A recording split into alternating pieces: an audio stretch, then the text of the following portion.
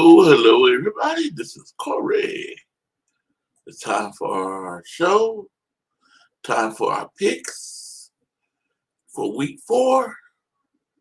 Let me put the link in the chat.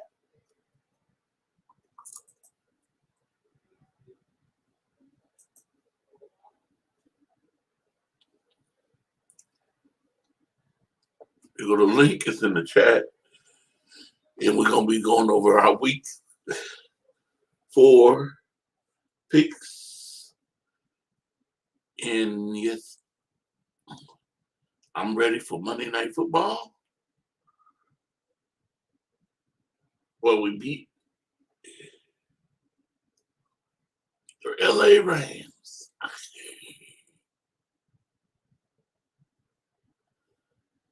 As soon as some people come in, here's YTC.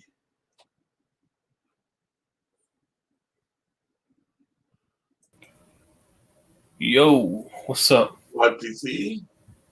How you doing, Corey? Hi. Mm-hmm. And let's see, this is Oh, Dina. Dina. Hello, Dina. How you doing? How you doing? Bye. Good. And This David. time I got on my Niner pajamas. What's good, David? Hey, David. What's up? Hey, David.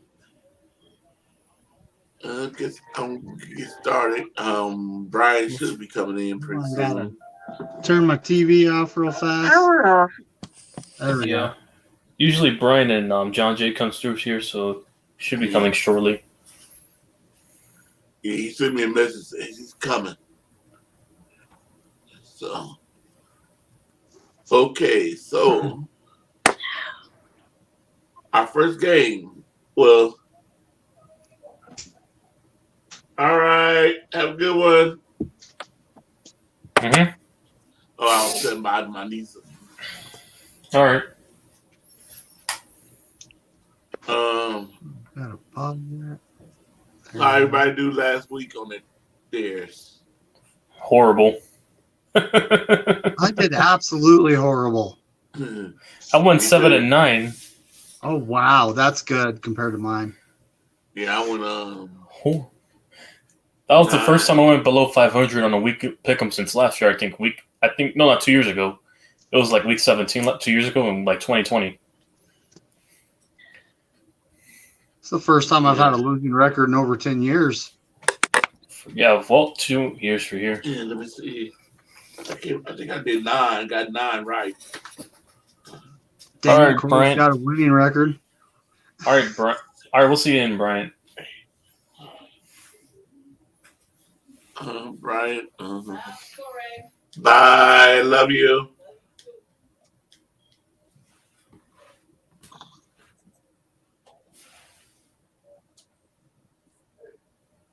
Hey, but yeah, so when I say I have a losing record, I'm a go big or go home type of guy. We're talking 4-12. Wow. I have a key. Mm-hmm. Yeah, I got 9 out of. But yeah, I usually know how to sniff out upsets. That's how I get these winning records. I got 9 out of 7 again, man. All right, cool. Then you got the reverse of what I got. That's cool, Corey. Really cool.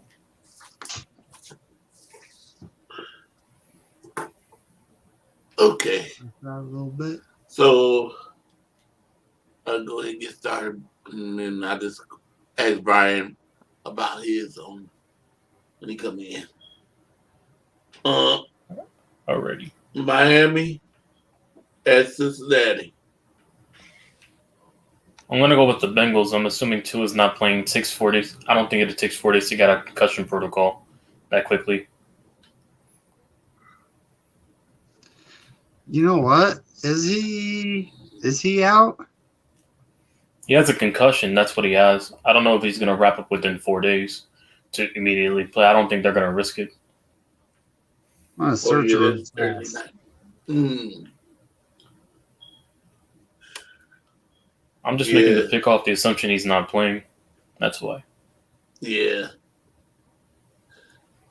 Usually it takes a while for to get a concussion off. Sometimes. And they might not risk it. Let them rest this game. And This game's in Cincinnati, and yeah, exactly. They're traveling on the road to Cincinnati for this game. I don't think they're going to risk it on a short week notice. Wow. yeah, so I'm going to go with Cincinnati too. I'm assuming Teddy Bridgewater is the quarterback for this game, so Yeah. So, David, who did you pick? yes, David's researching. Oh, he's researching. Well, Plans. they're saying that he stayed in the game after getting it. Wow, I'm picking the Bengals because I mean Tua probably shouldn't play. Period. Mm-hmm. And if the Finns play him, they might actually get in trouble. Mm-hmm. What'd you say, Dina? You know, I didn't know about all this. I didn't know that Tua was out, but I'm going to stick with Miami only because I like Cincy, but I'm going to stick with Miami. Yo. Miami. Okay. Hey, What John up, Jay. John Jay? Yo, what's up, guys? So, John Yeah, we Jay, just got started on the picks right now. started on the picks. Thursday night is Miami at Cincinnati. What do you got? I got Miami. Cincinnati they're not the same team they were. We all knew that they were going to be that Super Bowl hangover. I've been watching them. I've been watching the all 22, and Joe Burrow looks uncomfortable. That offensive line is bad. I don't see in the Cincinnati what they can do when it comes to the pass rush. And Miami has a good defense. It's going to come down to Tua. He's been playing good. He got hurt, but he came back. McDaniels is a good coach, but I'm going to stick with Miami. Tua is in concussion protocol. Yeah, that's why I made the pick off the assumption he's not playing since he's in concussion protocol. But Teddy Bridgewater is not as bad as people think. People forget Bridgewater is on that squad. But yeah, I took the Bengals just to be safe on this one. I think they could be desperate for a win, but I mean, and the Finns might be ready to fall, maybe ready to miss a game here. They've beat some good teams, though. I mean, I got to give the Dolphins credit. Mm-hmm. Yeah, that defense, no matter what anyone says, it's a good defense. They were losing 35-14 against the Ravens, and they came back and won. Shows. Yeah, that game shows Dolphins are no longer a team where like they win, lose. And yeah. Okay. Sunday game, October the 2nd. All right. First Minnesota versus New Orleans. I got the Vikings. I got the Vikings. Is this game playing somewhere else? It's in London. No, this game's in London. It's a morning game. Because I can see it says 9:30 a.m. Yeah, that's in Yeah, London. Eastern time. Mm-hmm. Yeah, it's in, oh. Still going to take the Vikings just because they have a better offense than the Saints right now. Saints have been struggling on offense. Mm-hmm. Severe thunderstorm warning for Utah, huh? Well, they only send that if we're going to get some serious wind and lightning. Wow. So, ain't worried about it. I got insurance. I'll go with Minnesota. Mm-hmm. Like New Orleans, like what's his name? Jameis Winston. He's not the answer. Mm-hmm. The Vikings, they won week 1. They've been inconsistent. They lost to who did they lose to? They lost to the Panthers. They gave them their first W of the season. Mm. Yeah, this is a toss-up.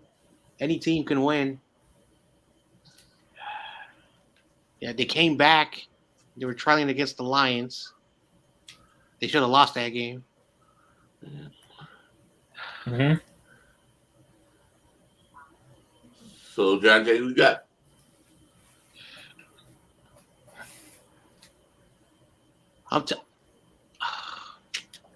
Oh man. Both teams suck, I know. Yeah. You know what? Like, I'm sorry, YTC. Like, maybe the Eagles are way better, so I'm gonna take the Vikings. Okay, Dina. I'm taking the Vikings also. Only because New Orleans offense is like bleh. They're too inconsistent. So Mm-hmm. taking Minnesota. Okay. Dave, you said Minnesota too, right? That's right. I got the So Vikings. everybody took the Vikings, I guess. Okay, the next game, Cleveland at Atlanta. This is one of my upsets of the week. I took Atlanta at home. Ooh.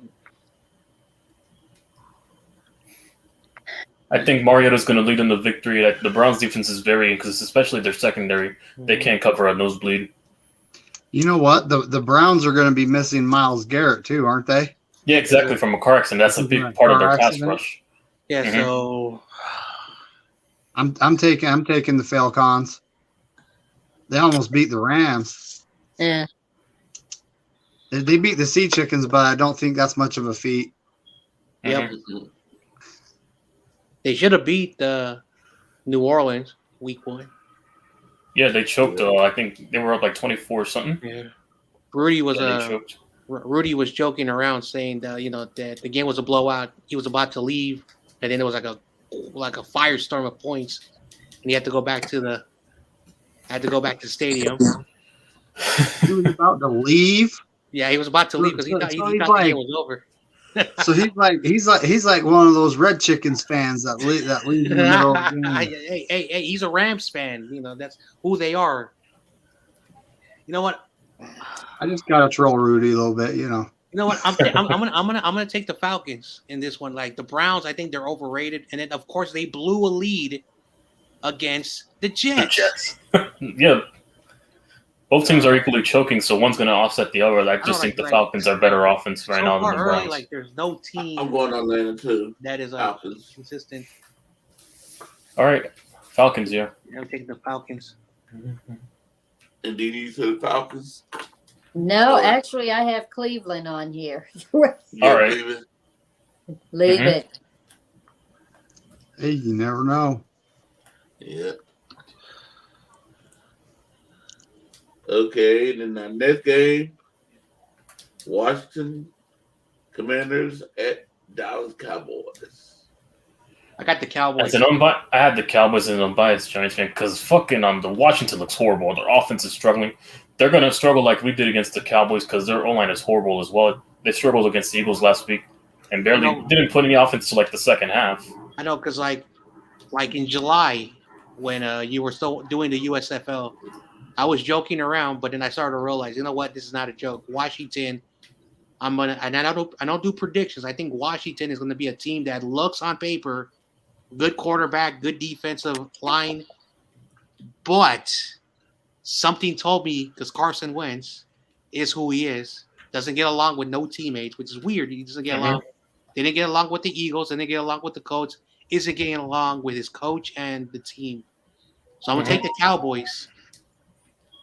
No, and also because Cooper Rush proved he's better than we actually anticipate, Yeah. and he's good. I think he's good enough to beat Washington. So I saw the all 20. I never do this for other teams. I saw the all 22 for the Giants and Cowboys, and Evan Neal, 11 blown coverages. on his side.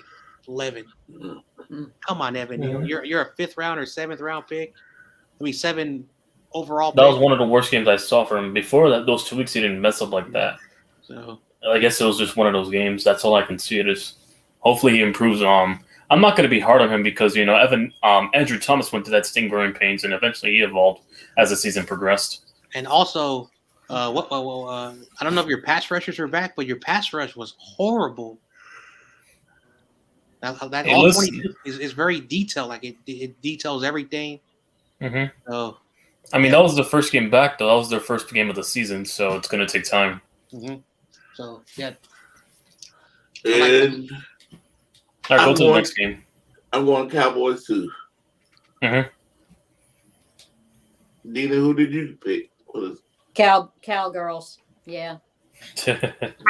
Cowgirls. Can't stand I'm picking the home team, and strictly because they're home, because I think they're the commies are a mess. I mean, they're Also- I don't see them getting fixed anytime soon. Also, their defense is horrible as well. Especially their secondary. They can't cover anybody. because they got 4 defensive line players that were first round selections. Yep. So there's a lot of expectations on that line. So Uh-huh. and they're not playing well. Like 4 first round selections. Yeah, Chase Young, Daron Payne, Jonathan Allen, and Montez Sweat. Yeah. And then the other person also from Alabama. Yeah, Daron Payne. Okay. Mm-hmm. Our next one's Seattle at Detroit. I took Detroit. That's my other I took Detroit on that one. I think Detroit could beat Seattle. Solely because they have a pass rush, and I think Detroit's offense is more well balanced than the Seahawks right now. I'm not saying Brown's going to have a field day with that secondary. David, who you take? Sea chickens and lions. Yeah, that's a hard one. Yeah. I know they're both horrible. I'm taking the Lions. I'm taking the Lions. Yeah, I'm taking the Lions. Both teams are horrible, but I think the Lions are slightly better than. No. Dina? I have the Lions. Lions. And guess what? I agreed with y'all because I took the Lions too. Yeah, I'm gonna take the Lions. I'm gonna make Squabble happy and choose the Lions. Squabble is not a Seahawks fan. He just covers the team because he's a reporter up at us. Yeah, he's just. Yeah, I'm assuming he's a reporter that does the sports segment for Seattle. Spokane, there you go. That's why he covers a lot of Washington State University games. Uh-huh. So he's in the Spokane area. Mm-hmm. Yeah. Okay. Cincy at the Colts. I'm taking the Colts. Okay. I'm also taking the Colts. Where are they playing? The Titans. At Indianapolis. I saw that Raider game and that Titans game, man. The Titans, oh my goodness. I don't know what to think of them. I like Sam Bell. He's a good dude. I'm going to take the Colts. Mm-hmm. No, that defense is finding its common ground. What they did to Patrick Mahomes' offense, I think they can still have similar success against Titans' offense. That's one-dimensional once you stop their career.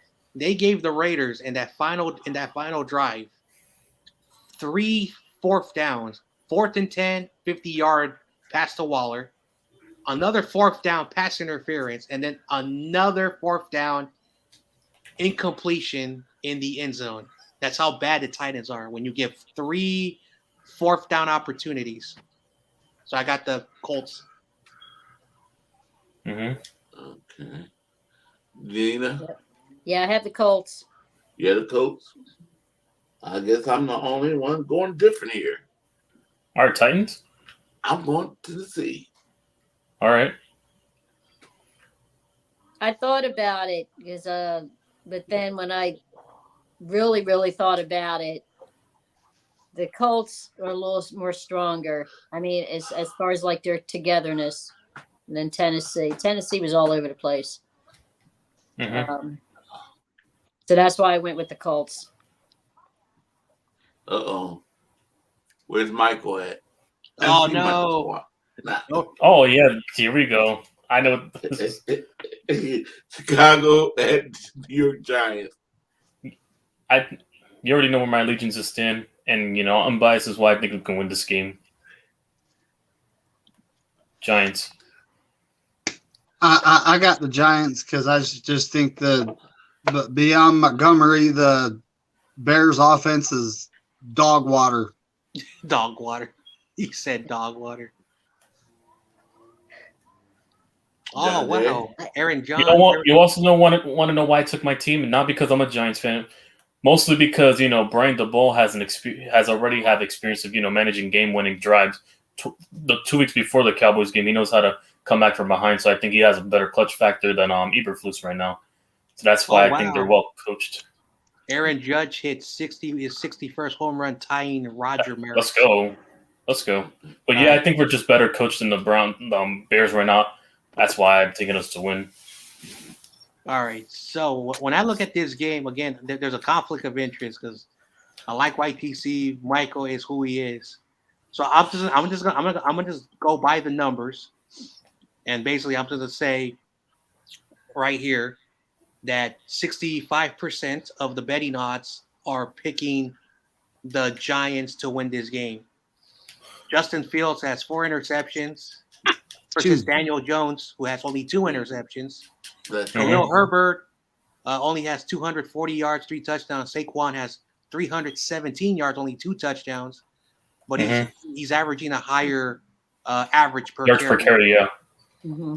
St. Brown, who's their leading, this guy's their leading receiver. Equanimous St. Brown, 77 yards and 1 touchdown. And of course, Sterling Shepard, 13 catches, leading. No, he's out for the year though. He's not in the game. He's out for the year. So I don't know who their number 2 receiver is. So by the numbers, it looks like a clear favorite that the Giants are the better team. Now, I worry about that pass rush that you guys have. Yeah, offensive line. No, I'm more worried about the offensive line. No, not Montgomery. Khalil Herbert had a big game, 156 yards on the ground. I don't know how your run defense is, but if you we're getting Leonard Williams back, Herbert. But here's the thing: in that game, we didn't have Leonard Williams. He's a big contributor to our run defense, so he's expected to return, I think, this week against the Bears. So that's going to help us against the run, hopefully. Now, if you guys protect your quarterback, Evan Neal, and he has time in the pocket, able to survey the field, I think Daniel Jones will have enough time to see down the field, throw the ball. His receivers have to catch the ball. I'm going to go with the Giants. It's a toss-up. I had a low-scoring game, though. It's a toss-up. I'm going to go with the Giants. Dina? All right, don't hate me, but the first time I looked at this, I was thinking Chicago. But then I looked at it again when I got home, and I realized New York is with the NFC East, and I want them to win. So therefore, hopefully the Eagles would lose. So I'm going to go with the Giants. All right. And I'll do the same. I went with the Giants too. All right. Sorry, Michael. Nice to come in here. Yeah, Michael, where you at? He's probably taking a nap. Well, we'll see him come in the chat. I heard that. Just say Michael. Remember, he's Beetlejuice. You have to say his name 3 times and he'll appear. I don't think Dina knows who we're talking about. No. Michael. No, he's Butters. He's Butters. Butters. Yes. Whatever. Deity he goes by. He'll always be Butters. All right, let's move on. Okay. Jacksonville at Philadelphia. I'm hoping Jacksonville wins, but likely the Eagles are going to win. Jacksonville. I know you hate the Eagles, man. I don't. No, because Jacksonville's garbage. I just don't trust the Jaguars. I mean, Trent That's the Ball. only quarterback I'm gonna take the hurt business over with Trevor Lawrence. Well, He's better than they're Trevor Lawrence. technically in first place, the Jaguars. Now they're playing the Eagles. At Philadelphia. Yeah, in Philly, yeah. So it's good luck with that. God help him. In the stadium that smells like a restroom and beer. Yeah, sounds like a 7-Eleven restroom on the highway with hot dog water. So I look at this game, and every game I have a trap game. And I see the Eagles. They're riding high. They're 3-0. And then you got this Jaguars team that they're 2-1. They're 2-1. Unfortunately, when I look at this game, that's why the word trap. The term trap game is a game where a team is supposed to win, but for whatever the reason, they lose to the opponent they're supposed to beat. Yeah. This is my trap game. I got Philadelphia, but I think the Jaguars could be a spoiler when I'm going to take the Eagles. I hope. But yeah, I hope.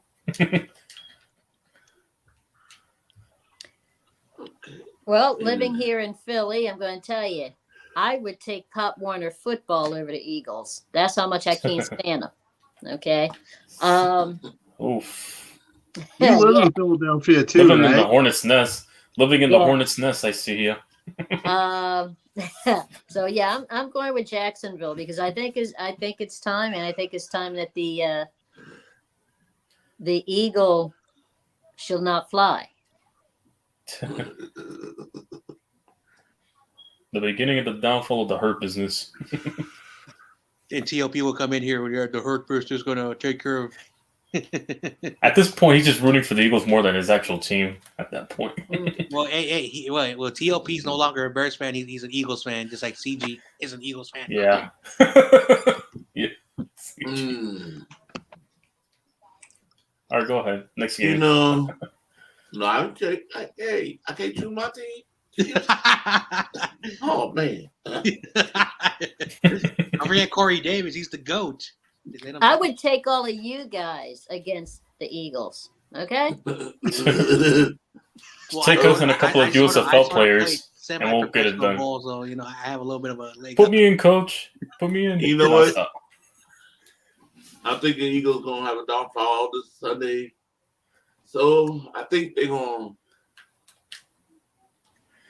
be too hyped up, and they're gonna have that bad game this game. This is the only pick I'm willing to be wrong on. Happily. I'm going with Jacksonville to upset the Eagles. This is the only pick I'll be proud of being wrong. Sorry, BPS. Oh, BPS. At least BPS is reasonable. The Eagles champ, that guy's not. Hey, they said they were going 16-1. He's not in a right state of mind. That's all I'm gonna say about him. That or he's just trolling. That's all. No. He believes. He says if you're a real Eagles fan, you should believe your team's going 16-1. I saw the video. Yeah, this guy's off his rocker. So there you picked the Eagles too, right? Yes, I did. So only me and Dina picked the the Jaguars. Yeah, this is a possible trap game. Like I said, I got the Eagles as my pick, but if you're picking Jaguars, it's still a possibility because again, the Eagles right now they're flying high, but the Jaguars, did something like they killed the Chargers 38-10. That was weird on the road. Mm. But that was because Justin Herbert too was hurt. He's dealing with real injury. Mm-hmm. Okay. Oh, we're talking the Texans and the Chargers? Mm-mm. Okay, next game is Jets at Pittsburgh. Oh, the battle of the inconsistent. All these teams are inconsistent. They're horrible, yeah, but I'm taking the least horrible team. I'm probably with the Steelers because they're better head coach. The Bengals, who are like a team that's finally got their first victory, beat the Jets. The Steelers are better than the Bengals. So with process of elimination, put 2 and 2 together. I got the Steelers.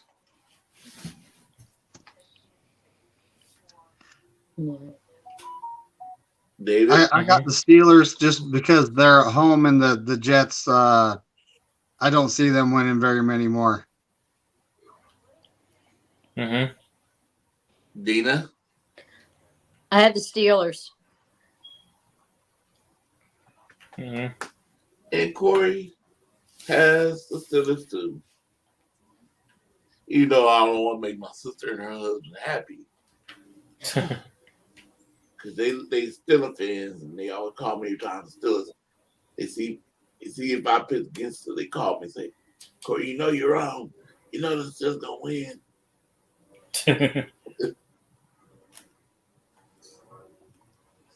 Well, before I was a Niners fan, I was a Steelers fan. Well, my ex back in high school was a Steelers fan, so yeah. And then I kind of like, I was about 15 then. Yeah, when I watched Joe Montana in Notre Dame, and I followed him after that. I said, bye, Terry.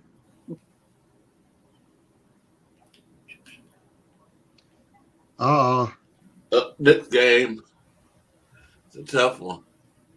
It's a big game. It'll probably be a big game.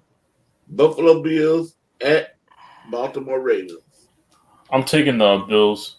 I don't trust the Ravens at all. They choke a lot, and also their defense is soft cheese. All right, this is a good matchup. I gotta think about it.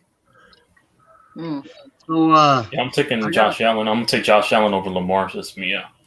So the Bills lost last week. Ravens won last week, right? Mm-hmm. They beat Mac Jones. So I think the Bills bounce back because they're a good football team. I don't see them losing 2 in a row. So I'm picking the Bills. All right. Rams hate week, huh? Yeah. All right. So the Bills beat the Rams 31-10. They beat the Titans 41-7. And they played against the Dolphins. And these Dolphins are no longer a laughingstock. It's been like, I think, 22 seasons. And looks like McDaniels. So that division is going to be a tough division. So the Dolphins are going to be a spoiler when it comes to that division. So by looking at the resume of teams that the Buffalo has played, and now they're playing the Baltimore Ravens. And the Ravens... they blew a lead against the Dolphins. And as I mentioned, the Dolphins are a really good team. So when you blow a lead like that, they lost to the Patriots. No, they beat the Patriots. My bad.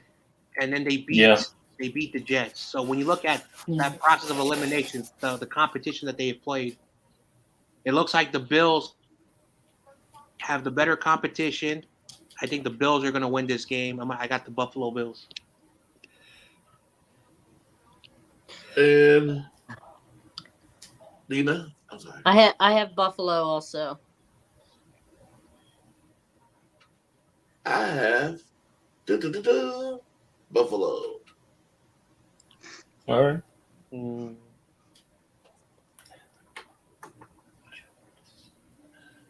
Okay, LA Chargers at Houston. I'm gonna take the Chargers to bounce back.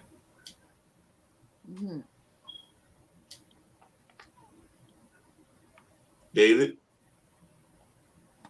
What, the Bills? What? Oh. Yeah, I took the Bills. Okay. The LA Chargers at Houston.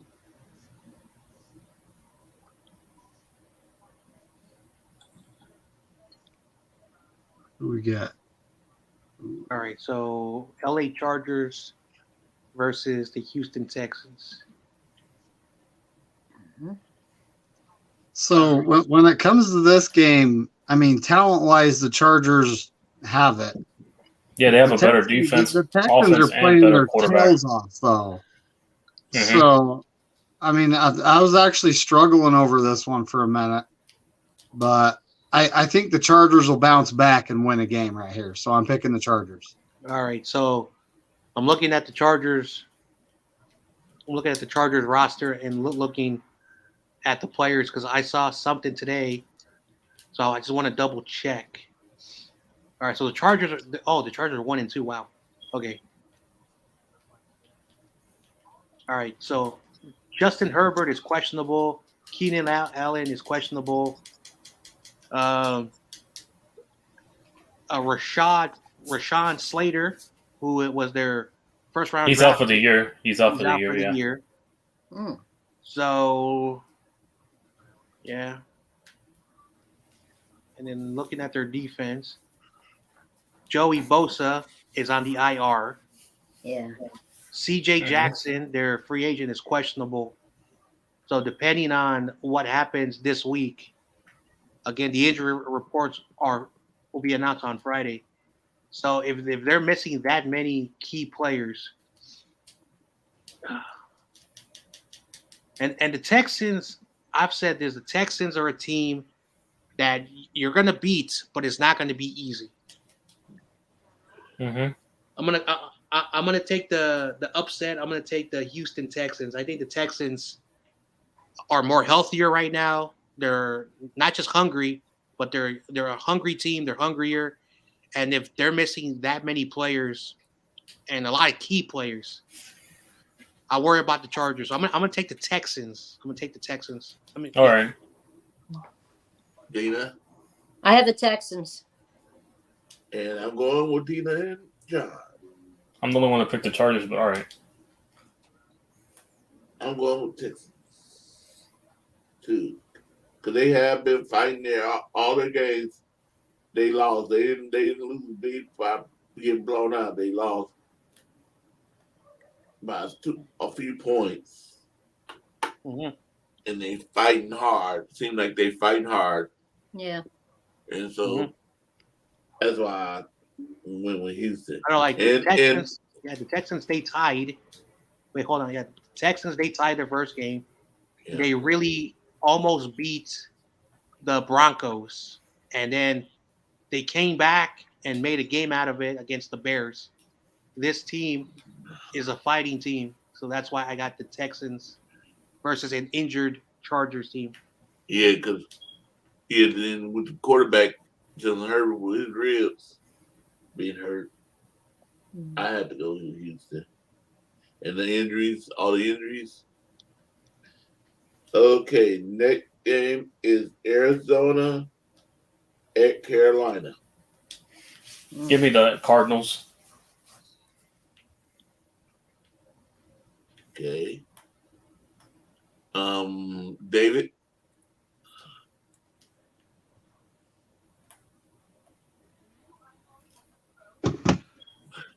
We're talking Red Chickens, Panthers, right? Yeah. Yep. The Pink Panthers. I'm taking the Panthers because I have no faith in the Red Chickens whatsoever. Oh, you're about me to hear. I heard that too, David. Are they playing on the road? Are they playing on the road? Yeah, it's in Carolina. So this was pointed out. Actually, come on here before. I wish he was here. So this is what I've been told. I've been told that the offensive line of the Cardinals have been having problems. Carolina, beat New Orleans, but that doesn't say much. No. But TRL has always said that the Cardinals have always been dominated throughout their history against the Carolina Panthers. So same thing AZ said. So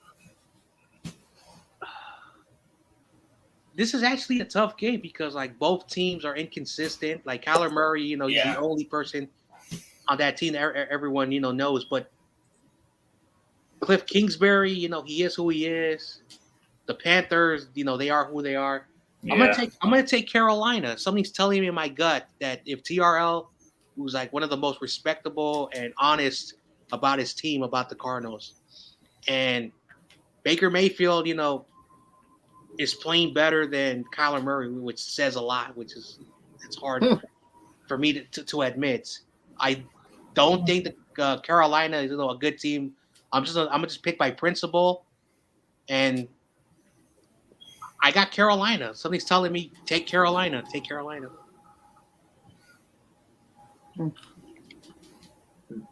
Dina? I'm going with those red things. The red chickens. Yeah. Only because I don't trust Baker Mayfield and his Yeah, me arm, too. and I don't trust their defense. Carolina's defense just looks like they fall apart.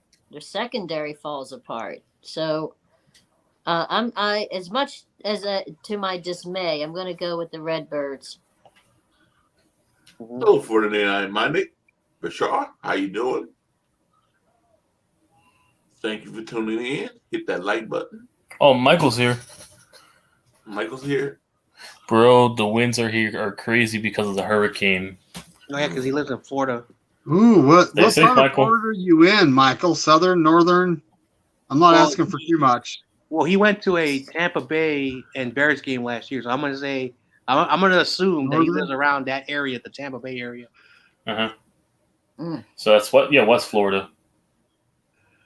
Mm-hmm.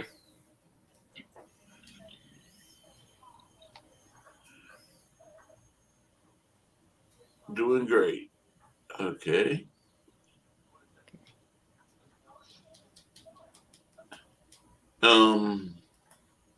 I haven't gave you ever my prediction on Arizona and Carolina. I'm going with Carolina because even my man on the NFC West, AZ, Mm-hmm. Michael, his name Mike too. He said he even went against his team. He said I'm not gonna pick my team to win this. So they can. It's like he says like with the 49ers and the Rams. Seemed like the 49ers had the Rams number and Rams has our number and Carolina. Every time we play against Carolina, we lose. Mm. So I'm gonna go. Is his Carolina's at home? I'm going with them. Mm-hmm.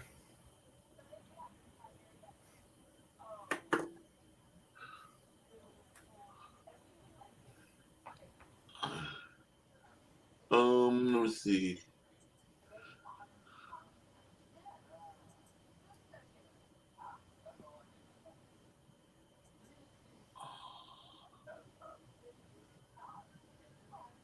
$49 money in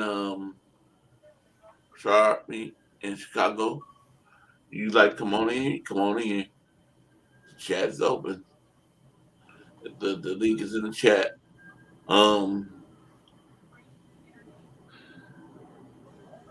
Okay. Next game is New England at Green Bay. Mm. I took the Packers easily. Mac Jones is out, so I don't trust whoever their backup is against Rodgers.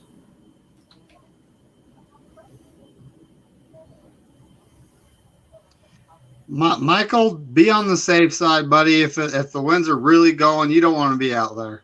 Mm-hmm. No, Yeah. no.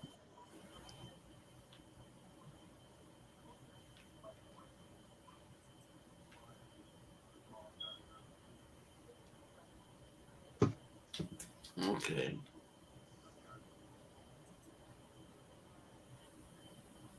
Yep. Yeah, just be safe, Michael. Yeah. Mm-hmm. Yep.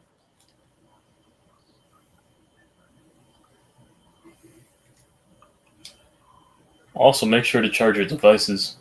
Mm-hmm. Yeah. You never know if the power goes out or whatever. So Yeah, That's that's true. the other thing too. yeah, because they blow down the power lines, obviously. So if you have strong winds. Yeah, I just saw a guy I follow in Florida. I watch him every morning. He's a mechanic. but he's one of those people with a fantastic attitude and does like very complicated things. But he lives in Florida and he's showing his house right now. He has a flash flood warning. So he literally ran outside in a 108-mile wind to move his truck to higher ground. So if his other cars get stuck, that they have something that him and his family could go to, get in and get out of there with. Mm-hmm. Uh-huh. Michael, I'm gonna go back for a minute. I want to see what your thoughts. If you're still here, your game, Chicago against Giants. Who you got, Michael? Oh, I can do this for him. He's got the Bears. Yep. Yeah. He said it on one of the streams too. Yeah. His own stream, he said. I think he said 16 or 17-13. Yeah, he said 17-13 on his own stream. Yeah, yesterday. Okay. Yep. Jet ski. I was winning 20-16. Yeah, Wow. someone was jet ski. Well, that's Florida for you. This is where you get the stories that start with a Florida man. That man was on the jet ski. That's nuts. True. They're going kayaking. They're about to go kayaking now. Yeah. Yes. Kayaking with crocodile alligators down there. Oh no. Okay. New England at Green Bay. It's a Green Bay. Mac Jones I say isn't Green playing. Bay too. Green Yeah. Bay. Isn't Mac Jones hurt? Yeah, he's out for a couple of weeks with a high sprained ankle. My Yeah. ankle sprain. They got like that one guy, Hoyer or whatever. He can't. Hoyer play. or Bailey Zappi, one of those two are gonna. Mostly Hoyer, unless that Bailey Zappi dude comes in.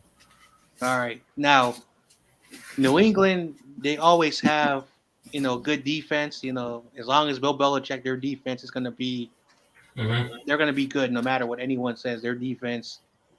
Now, Mac Jones. Belichick's defenses are hell. Yeah. Mac Jones, like the last few games I've been watching them, Mac Jones is actually seeing some improvement in his game. Now again, I am not a Mac Jones fan.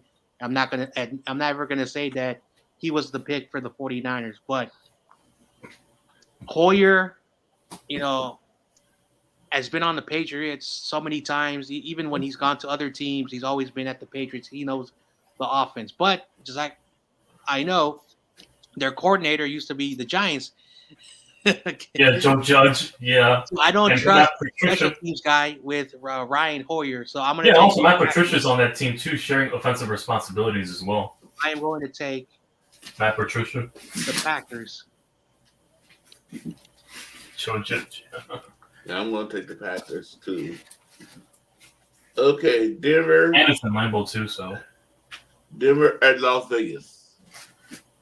Vegas, I'm going to go with the Broncos. Raiders are overrated. I'm not trusting the Raiders. Oh my goodness! Like, don't even get. I was watching the Raiders game, and the Titans defense was playing good against the Raiders, and they paid so much money to Devontae Adams. They paid so much money to Chandler Jones. Yeah. And they paid so much to Crosby. But just because they got those two players on defense, their defense has not been good since 2002 when they were in the Super Bowl. Uh-huh. Wallard is a good player, Devontae. No, but Adams, his quarterback is Derek Carr. That's why Derek Carr is inconsistent. He overthrows a lot of easy throws. Derek Carr is not the reason why the Raiders are horrible. And I know that dude, that Vegas guy, and the Giants Nation, the bunch of Carr is not overrated. He's just in a team that sucks. But that defense of Denver, Me personally, I think he's overrated, but still. oh my goodness. So That's just my opinion, though. I got Denver. I got Denver there as well. And also because Russell's a better quarterback than Derek Carr. I also got the Unicorns winning. I mean the Broncos. The Unicorns. The Unicorns, the Burros, whatever I the can't donkeys. call them donkeys because, like I said, I live in Utah, and the farmers that actually have livestock in the mountains use donkeys to protect the livestock. They're Well, then actually Burros. Call them Burros. Call them Donkeys Burros are then. cool. Right? Uh-huh. Yeah, donkeys are cool animals. I'll go with Burros then, which is Spanish for donkey. Yeah. Dina, who you have? Yeah, I as much as I hate to do it, I'm going with Denver. Only because of the offense. I can't see Las Vegas doing anything. For me, I'm going the opposite. The Raiders? All right. Yeah. I'm going with Vegas. I guess. Feedback, Michael. I said I had the Broncos. Oh no, you have feedback on your microphone. Yeah, you got that one strong as a motherfucker. Oh yeah, you might have a hurricane rolling around, so you know. Careful, Michael. We don't want to see you get flown in the air midstream. Hey, I got protective windows, so and plus the storm ain't coming until tomorrow. All right.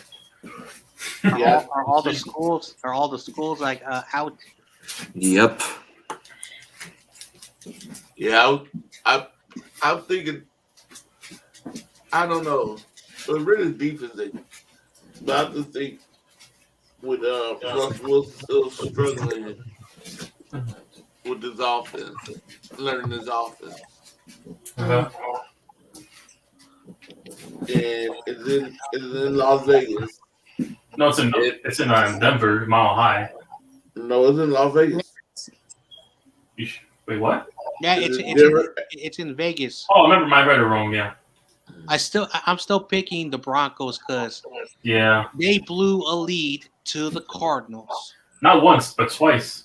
Okay, and they made the Titans look good. Yeah. So the Raiders are who I thought they were. They were an overhyped, fake Super Bowl team because their fan base thinks because they got Chandler Jones, they re-signed Crosby. No, they thought they got Devontae Adams. They thought it Yeah, was gonna I don't like the Raiders fan base because one of them is a wife beater.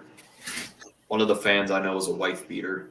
Well, my friend, even though I don't like his choice of team, since I was a little kid, he's a Raider fan. He's a good dude, but he even has to admit sometimes that his fan base is a little bit off the rocker. Yeah, there's this one fan. I'm not going to say his name, but I think YTC knows who because I covered him. Used to. Yeah, you used to cover a lot of videos on this fan. Yeah. So I squashed the beef with him back in. I think it was over the summertime, and I got a message from my boy CG that he was on Mets stream admitting that he did beat his woman and he laughed about it. Oh no. All right, let's move on to the next game. Yeah, let's move on. The way you said it, YTC, the way you said it, you sound like a deranged evil villain. What? Deranged. Let's go to the next game. What's the next game? Wait a minute, I want to stick with this now to play. Kansas City at Tampa Bay. Ugh. Oh, took the Chiefs. Chiefs. All right, dang. Now this game, this is a confusing. Tampa Bay. Mm-hmm. All right. I don't think they're going to win. They're not going to win because of Brady. They're going to win because of the defense.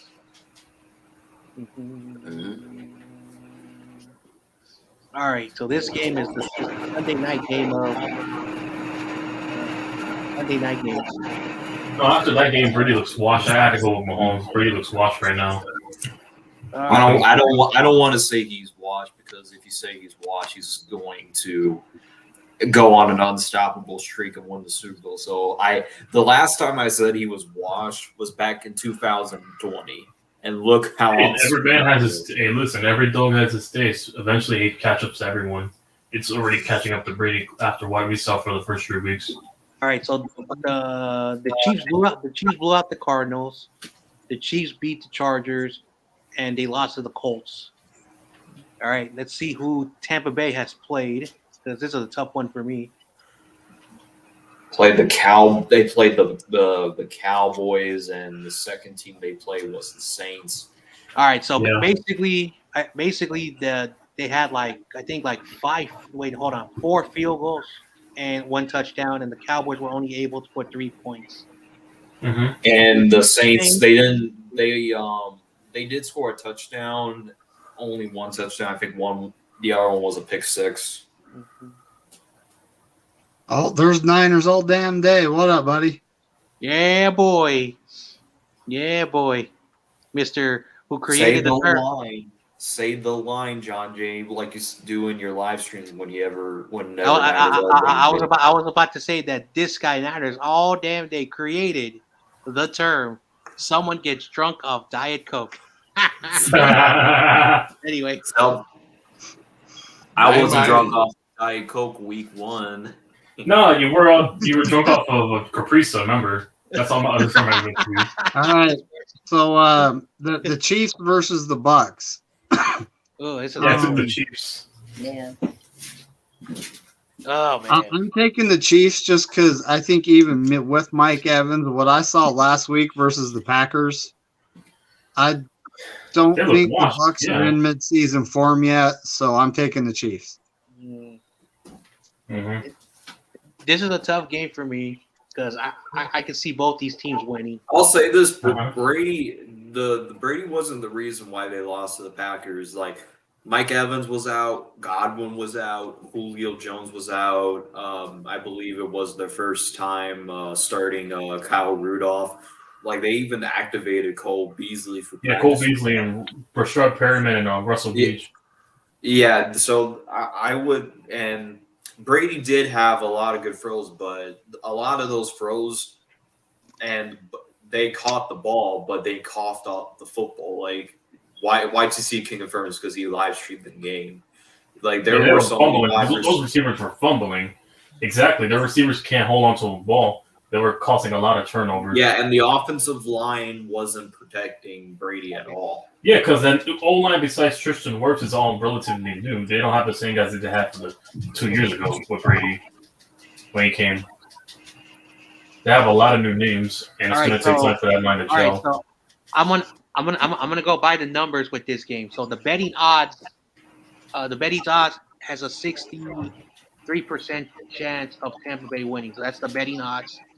When you go by the numbers, Patrick Mahomes has 8 touchdowns versus 1 interception. He has a better pass completion versus Brady, 857 passing yards to Brady's 678. All right. The running backs are even. Travis Kelce.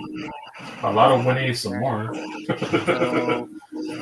I'll say this much: I think the upper hand that Tampa Bay has over Kansas City is the wide receiving core. So I'm gonna go. I'm gonna go with the betting odds. I never go against the house. I'm gonna take the Chiefs. No, I'm gonna take I'm taking the Buccaneers. Bucks. Buccaneers. There you go. All right. Dina? I have Kansas City, much to my dismay. Uh-huh. I can't stand either one of them. I'm taking, both teams coming off losses last week. You seen that Patrick Mahomes and the offense coordinator, Enemy, I think his name. Oh yeah, they were arguing on the sidelines. Yeah, they're arguing on the Eric sideline. and Mahomes. Yeah. I can't believe I wanted Eric Bieniemy to be the head coach of the Bears. I didn't want Bieniemy. I never wanted Bieniemy. I knew he was a fraud. Oh, I've been knew he was a fraud, but he's just another version of Matt Nagy. I think he's better than Matt Nagy. I think the perception has changed when it comes to head coaching. Like just a few years ago, he was a hot commodity. The year before, he was a hot commodity. This year, there's just a lot of young rising head coaches in the league, and like Bieniemy says, like, hey, if I'm still a coordinator, I'm an NFL coordinator, I'm coordinating Patrick Mahomes. It's a win-win for him. So we'll see what happens with them. I don't think he's bad. I just think that because of Doug Peters, Frank Wright, and Matt Nagy, a lot of people are worried about Andy Reid's coaching tree because for whatever the reason, when they leave, if they're successful, they're okay. If they're not successful, they're awful. So I think that's why people are scared to go after Bieniemy because, that's just the thing. Well, it's like Belichick, all his disciples. What have they done? The only one that exactly the only ones that panned out were Mike Vrabel. That's it. That's the only person. Yeah, Josh McDaniels looks like he's on the not the hot seat because I came up with a new thing on the awkward silence that I just run with it because Jaganoff and the other individuals just go along with it. We call it the seat of fire, and we're saying that Josh McDaniels is on the seat of fire. Yeah, this guy, he's a YouTuber for Raiders, and he's saying that Mike Daniels, whatever his name is on the hot seat. But I'm going with Kansas City too to win this game. Yeah.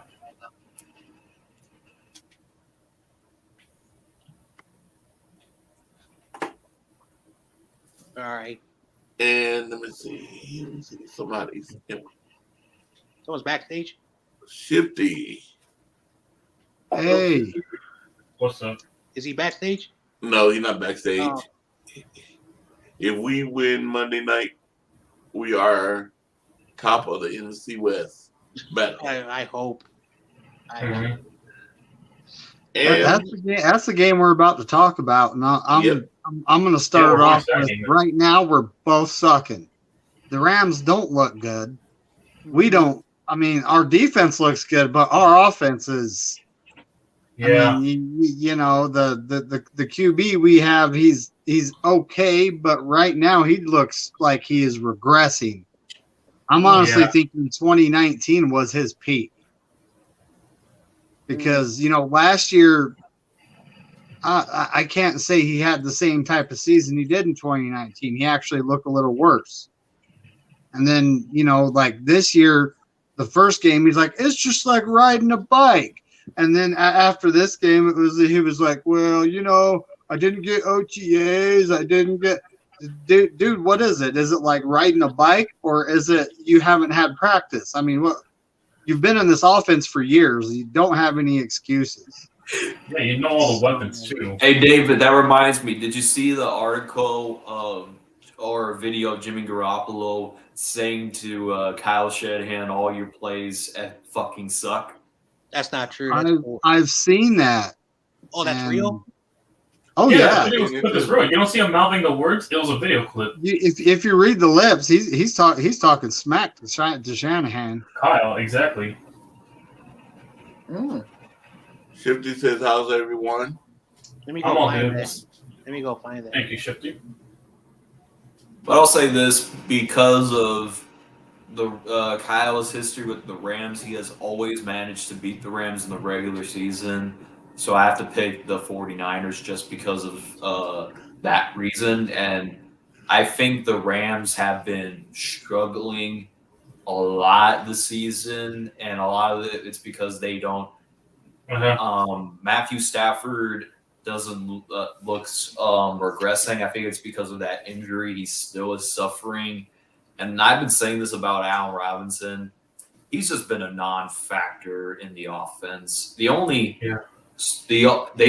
use their running backs, and I hate to say this, I was one of the most people that has Cam Akers on one of the fantasy teams in the awkward silence, and I can tell you they're not using him. They gave Henderson his numbers. So I have to say this: is Debo playing this game, or is he currently on the injured list? He's playing. So I would have to say the 49ers just because they are Rams for my pick. I can't trust how Jimmy G and Kyle, both are off the same page right now. And with Jimmy G playing very inconsistent and stupid football, I can't trust it right now. the chemistry between head coach and quarterback. I've never seen I never seen this from anyone. But I wouldn't be shocked if they won, though. He's backed up in his own end zone. He steps out of bounds, and then. I'm only picking the Rams because they're the team with less turmoil right now with head coaching and quarterback play. That's why. Well, I just picked the 49ers because for whatever the reason, Kyle. Given the history, history. Yeah, history. Well, I'm picking my 49ers because of defense and Matthew Stafford's not really a mobile quarterback. He stayed in the pocket. And but I could be wrong about this pick, though. I'm not going to be shocked if I'm wrong on Monday night. Our defense against stationary quarterbacks, they put a lot of pressure on them. And only time we have trouble with quarterbacks if they are mobile and stay in place. See, that's why we had trouble with Bears, Fields, Russell Wilson. Yeah, Kyle's offense has always had problems with mobile quarterbacks. Always. And this is not just this year. This is not a last year. This goes back to 2017. So. Also, keep in mind, Stafford's not mobile, so it's not like he only runs when he has to. I forgot all about that. So if Stafford's not mobile. If I would have known that information, for week 1, yeah.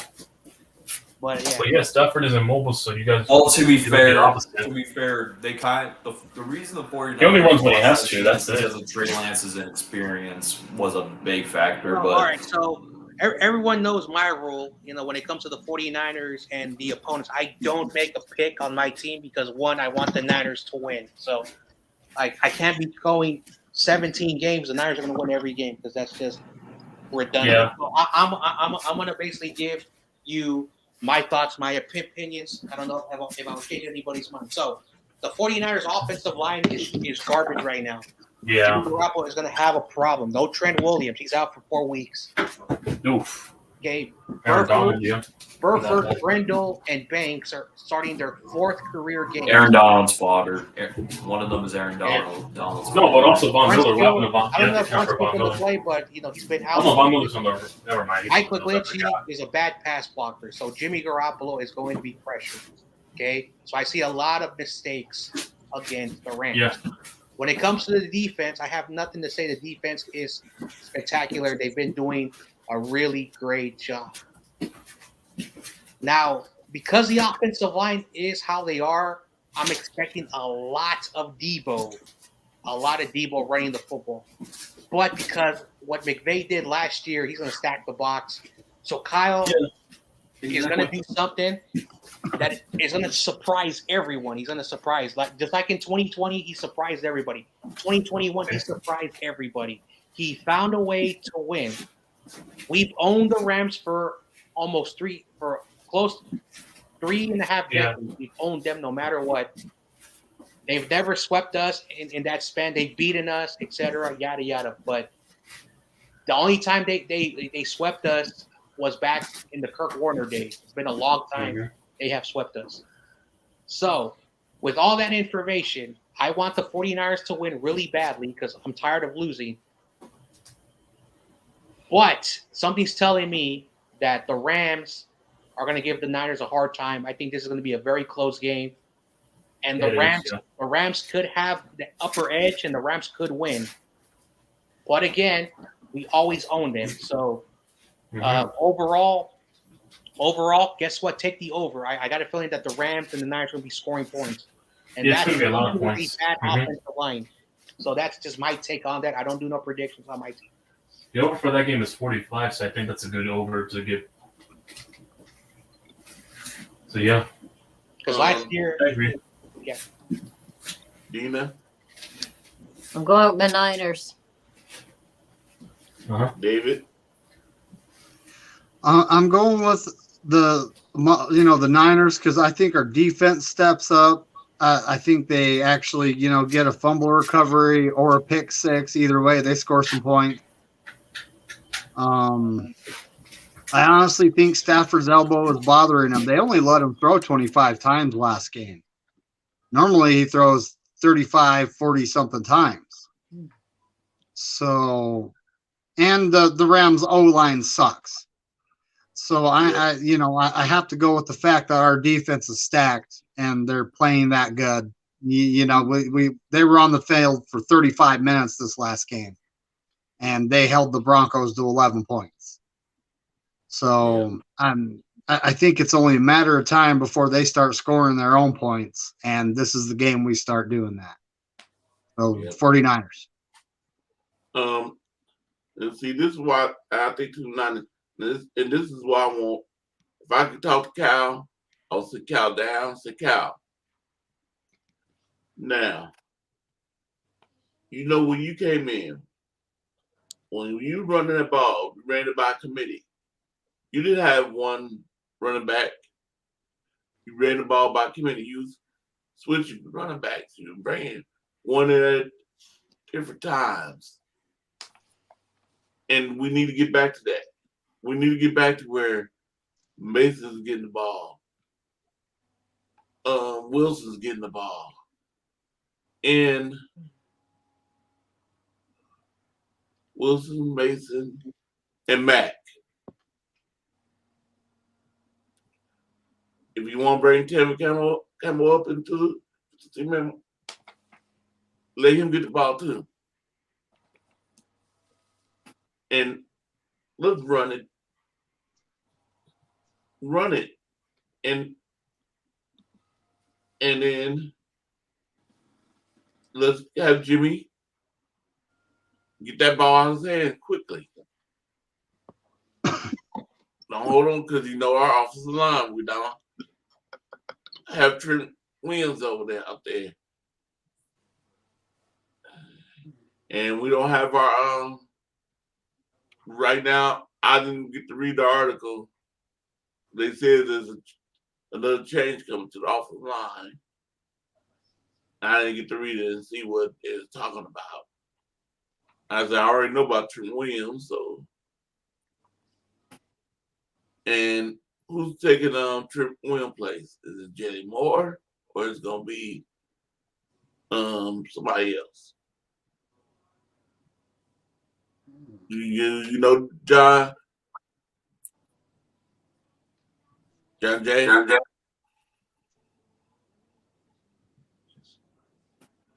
He must be waiting for me.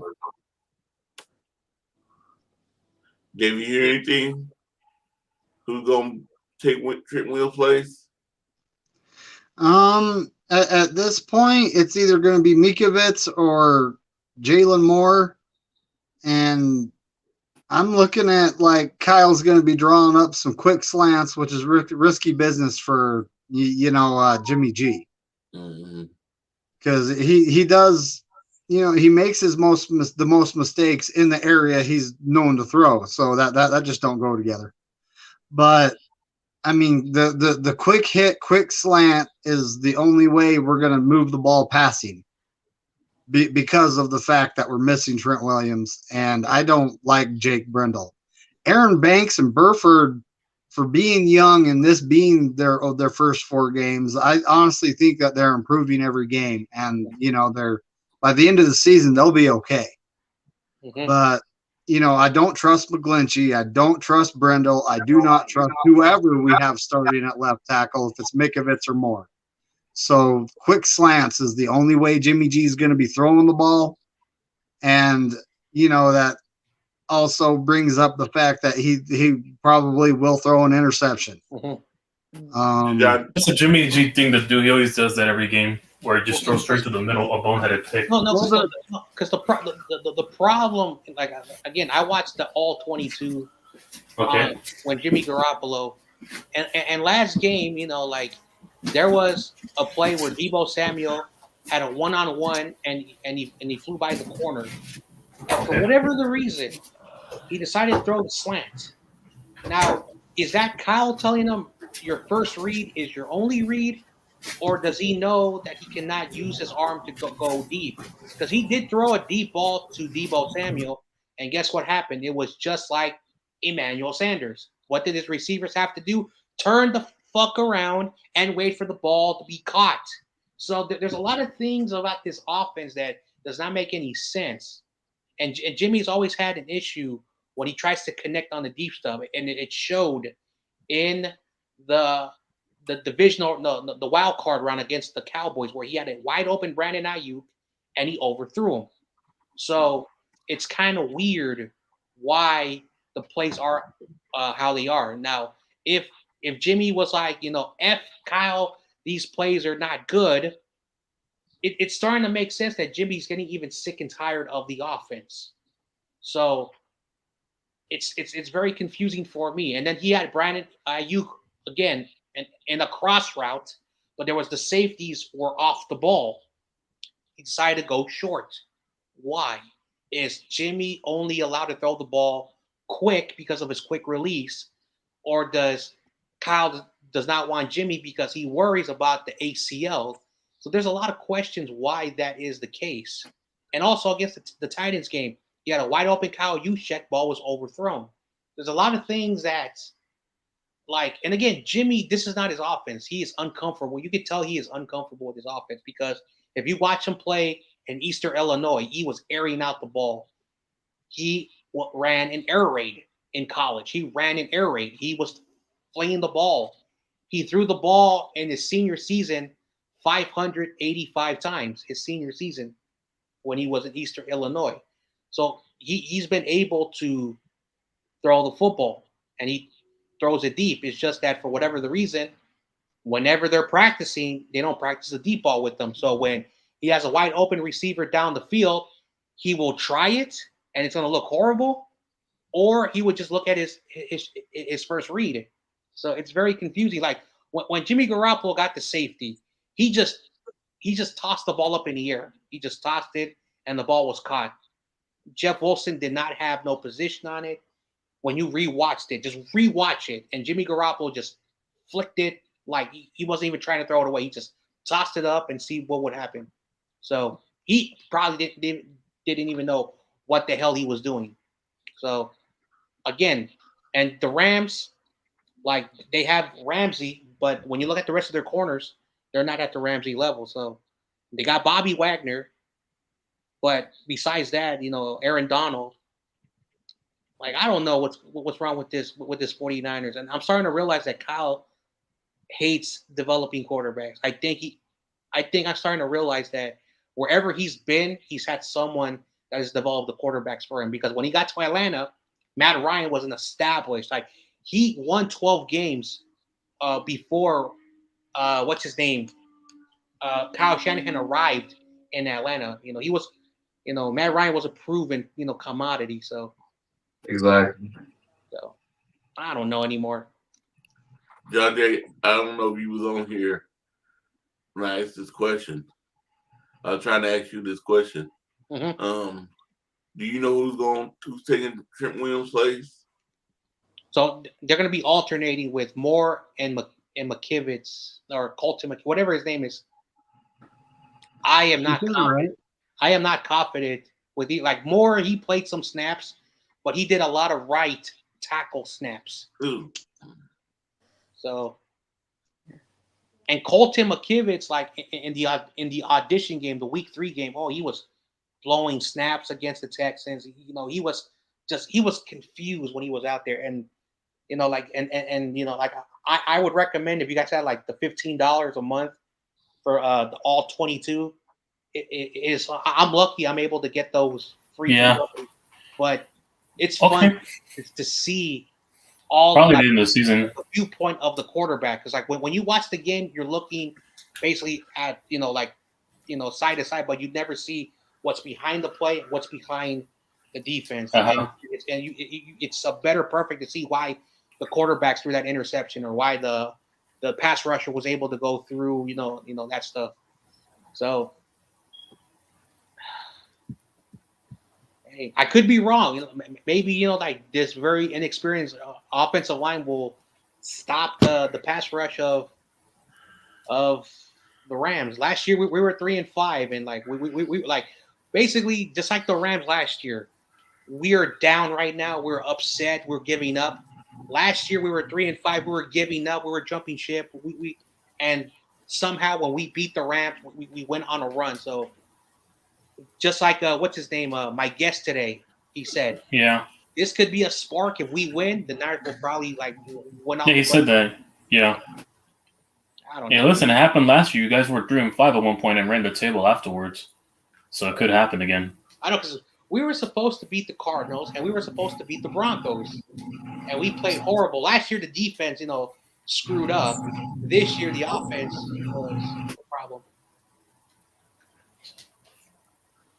Yes, I got my Niners to win this game. And, okay, overall points for Monday. Overall points? I'm going to take the over 45. Mm-hmm. I know, because last year, week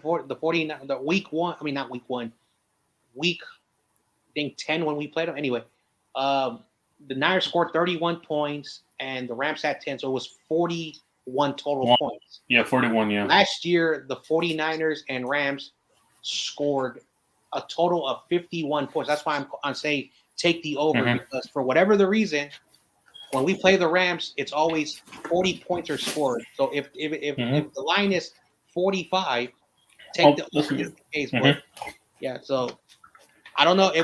I don't know what that's a good question. What is the line? What is the line? I think it was 45, and that the Niners were favored by 2.5, I think, when I did the video earlier.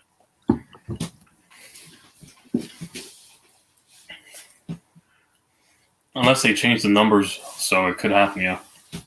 They always change every day. All right, so the Rams are +2, and the Niners are okay. All right. So that's the spread. The over? Scoring odds. Mm-hmm. But it's only 41 and a half. I'll take the over. Take the over. Oh, they changed it by 4? Okay. They changed the over. They changed by 4 points when I saw. This is the updated. It was at 45, so yeah. Yeah, so it was updated yesterday. Oh, that's easy money right there, yeah. Mm-hmm. Now it just got easier.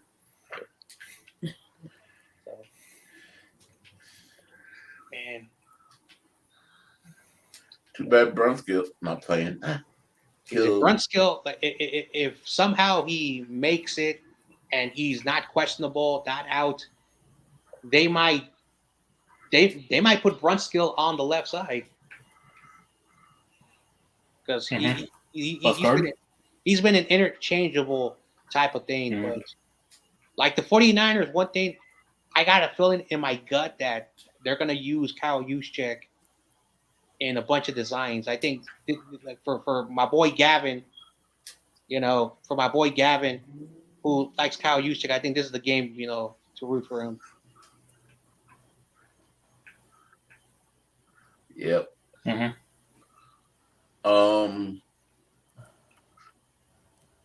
Now, I've been wondering about the guy that been doing all our turnovers in the preseason game, and I wonder why he's not playing. Number 26. Elijah Mitchell? Back. He's out. No. Defensive back. No, never mind. Oh, defensive back. Which one?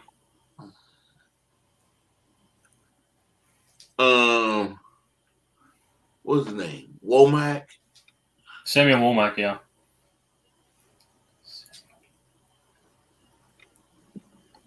How's everybody doing tonight? What's up, Brian? What's up, Brian? Sorry I'm late. I had a little bit of a family interaction on the front porch this evening. Gotta love it. I got a family. They live right down the street from me. So John Jay.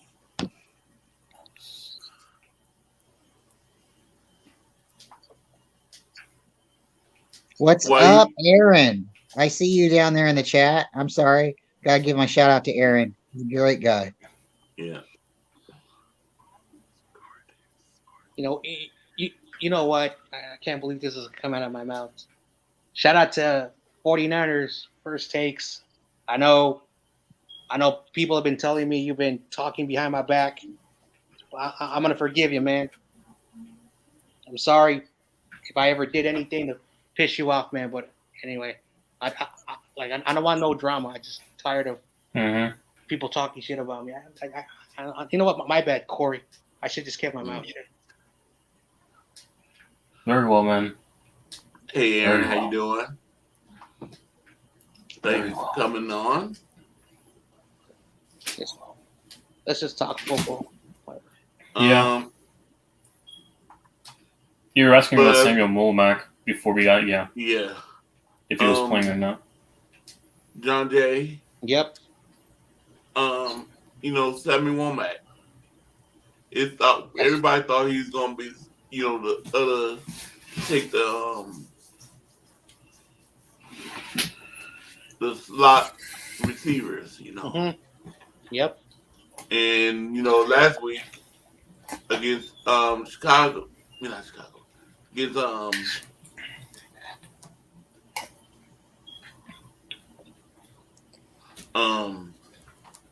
Denver. It was what's his name playing slot. Yep. Receivers. Yeah. It was slot receiver. Who?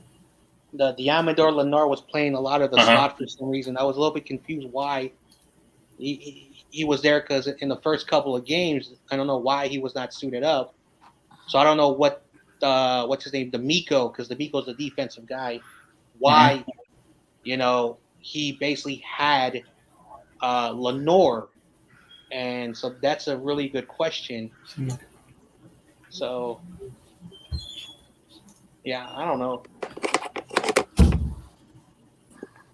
Because Lenore and Ambry have fallen from the top tier of the depth chart to like the backups of everybody else.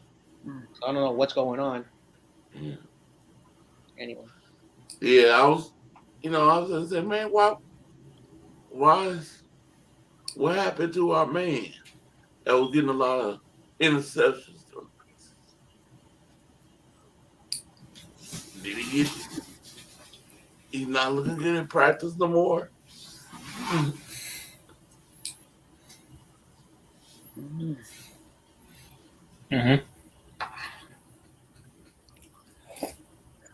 Hey, Corey, let me go through my picks with you guys real quick.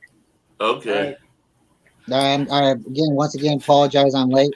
Hey, Dina, I see you over there too. You're a little quiet. Good seeing you again. Okay, so very well. Thursday, I got Miami. All right. I got New Orleans. I'm taking Cleveland. I'm taking Detroit. I'm taking Tennessee. I'm taking the Giants. I'm taking Philadelphia. Now I keep going for Jacksonville, and I believe in Jacksonville. I think they're getting better and better, and they got a young squad. They're developing, and those are emotional wins, and it's important. But I think this week Philadelphia is going 4-0. I don't believe in Philly, but I believe Philly's going 4-0. Buffalo this week against Baltimore. Buffalo's bouncing back. I'm gonna go Chargers. I know they got a lot of injuries, but they're playing Houston, and every time I say Houston, they're not letting me. They're not making me feel good. So I'm gonna go Chargers. I know Bosa's out too, so that's not a good thing. But now we got Arizona and Carolina. I don't like rooting for divisional opponents. Even if they're a better team, something mentally, it's like, why root for that team? So I'm rooting for Carolina. It's a home game. I think Baker might come back off. He might start playing a little bit better. You get the crowd behind him. They did do well a couple games back, so I'm going to go Carolina. Fingers crossed. New England. Did Mac Jones really get hurt bad? Yeah, he's high ankle sprain. Yeah, he's out for a couple of weeks. So even though it's in Green Bay, New England going to Green Bay, I'm going to say Green Bay. If it would have been in New England, that might be a little bit more of a 50-50 game, but it being in Lambeau, we're going to go Green Bay. And then Denver versus the Raiders. I got so many brothers, and my dad's a Raider fan. Every time I say LA, I'm trying to hope for them and trying to give them belief. But the Raiders are faders this year. They're just not contenders. So I'm going to say Denver. Even though Denver is not that much better, we should have won last week. But it's just the way the game breaks down. It's sometimes you don't have to score all the points of the game. It's who has the ball at the end of the game, who had the ball the longest, who made the play when it needed to be made. And I think Denver is just a little bit better. I think Russell Wilson's better than Derek Carr. Yeah, for sure. And then Kansas City, Tampa Bay. I got a feeling Tom Brady's hurt. There's something not quite right with him. And he was wearing a brace, at one point.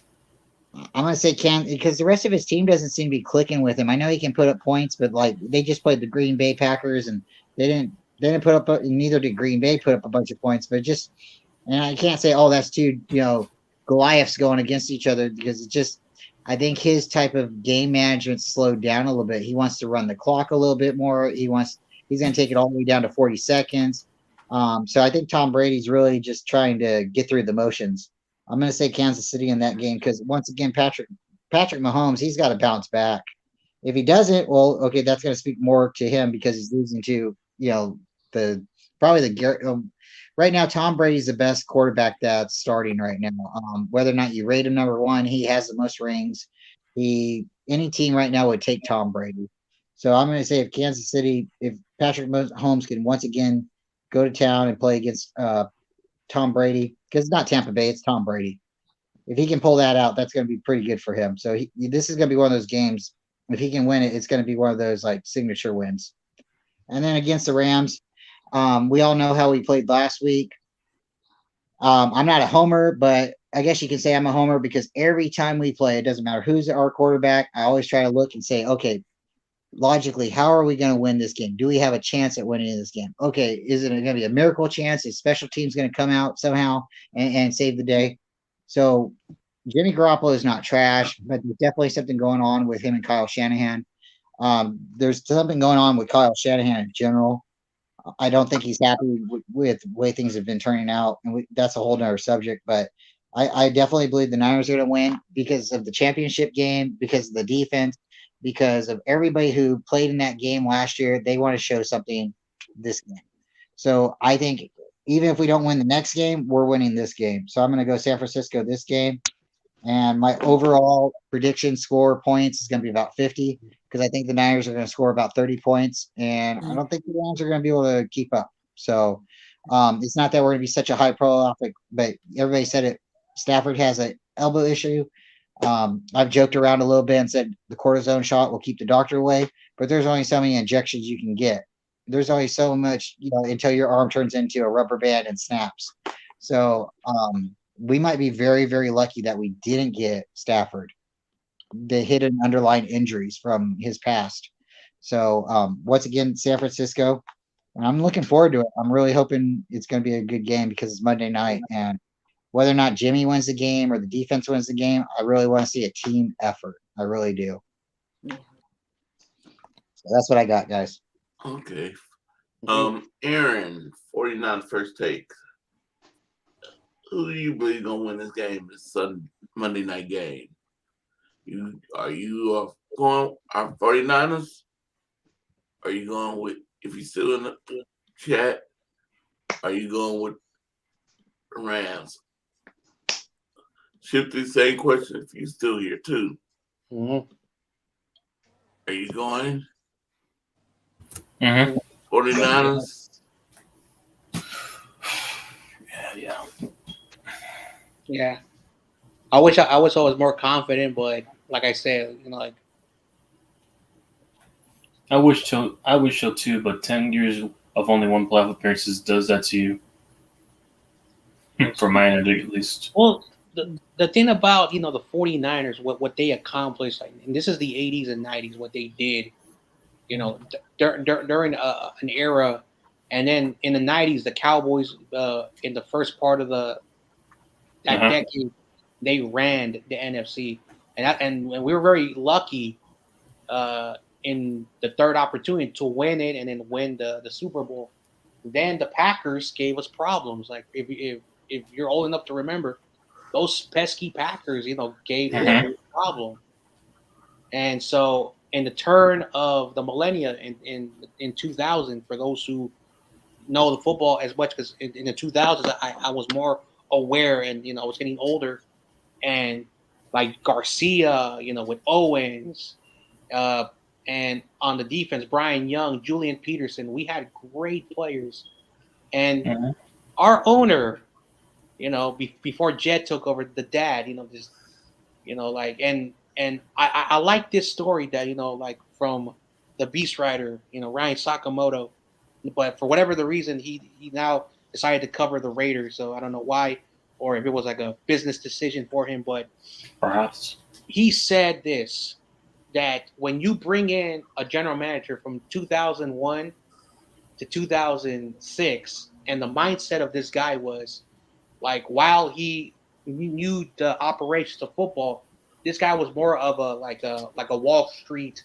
type of guy when it came to how a financial move, yeah. his demeanor was. And there was a lot of stories where he was at the golf course, and the only time he was with the Niners was when, free agency, the draft, things like that. But the majority of the time, what he was doing, and this has been told, to me by many people, not just by him. And I can tell you many stories why the Niners did what they did in that time. And of course, Jeff Garcia, I remember, I think he was going to be offered like $7 million, $8 million. These are way before what the contracts are now. And back then, that was a good contract for a quarterback. Now, I don't know if Garcia wanted more money or if he was being stiffed or whatever the stuff is. Garcia, for whatever the reason, it wasn't enough for him to stay, or the Niners did not want him no more. So whatever the reason was, and I think he had like a 40-40 record in the 5 seasons he was a quarterback. So he wasn't awful. He wasn't awful, but of course you want a quarterback. So he's average. So basically, after that, Garcia never lived up to the Steve Young and Montana expectations. So you start going and understanding, like another team. Oh, Niners, you should be grateful that you guys have a legacy to talk about. But from 2004 to right now, we've had more coaches hired in that time spot than we had when we had Walsh and Seifert. We've had so many bad quarterbacks. We've had so many, transitional pieces, all that There's stuff. bad infrastructure, and alone you have bad infrastructure. So that's why 49er fans are how they are, is that we're tired of just being mediocre, and we want to see the glory days like what it was. But again, as long as York is running the team, he's not going to do any change. If John Lynch and Kyle are working well, there's no arguments, there's no problems, he's going to let the Niners be like this. If we're good and then we always mess out in the playoffs, then we're bad one year. And then if it's like a roller coaster, but this is how it's going to be.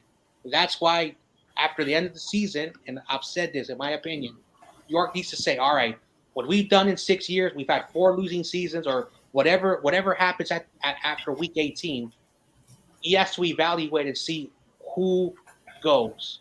You keep the coach, you keep the general manager, or basically you just retool with the coaching staff and just put D'Amico as head coach and get a coordinator. The intern, who can teach Lance, because Lance next year is the guy, no matter what anyone says. Yeah. And Jimmy, you can. But you guys should move on from Kyle next year. And well, it's really easy to sit back and go. And I'm not attacking you, John, but it's really easy to sit back and say what the Niners should have done or could have done better in hindsight. But in all reality, the Niners, when Eddie DeBartolo was losing the team, he tried to sell it to Alex Spanos, who owns the Chargers. He passed away now. His son Dino owns the Chargers. But Alex Spanos is one of the reasons the Niners came to Stockton for the training camp, because he was in contention to buy the team. The first mistake the Niners did was not sign Shanahan as the head coach. We hired Mariucci. Mariucci was a good head coach, but he wasn't the same type of coach that Shanahan would have been. Shanahan went on to Denver and won 2 Super Bowls. Like you said, Green Bay started becoming pesky when Dallas started losing off. We should have won a couple more of those the NFC champion games, but we had a running back who fumbled.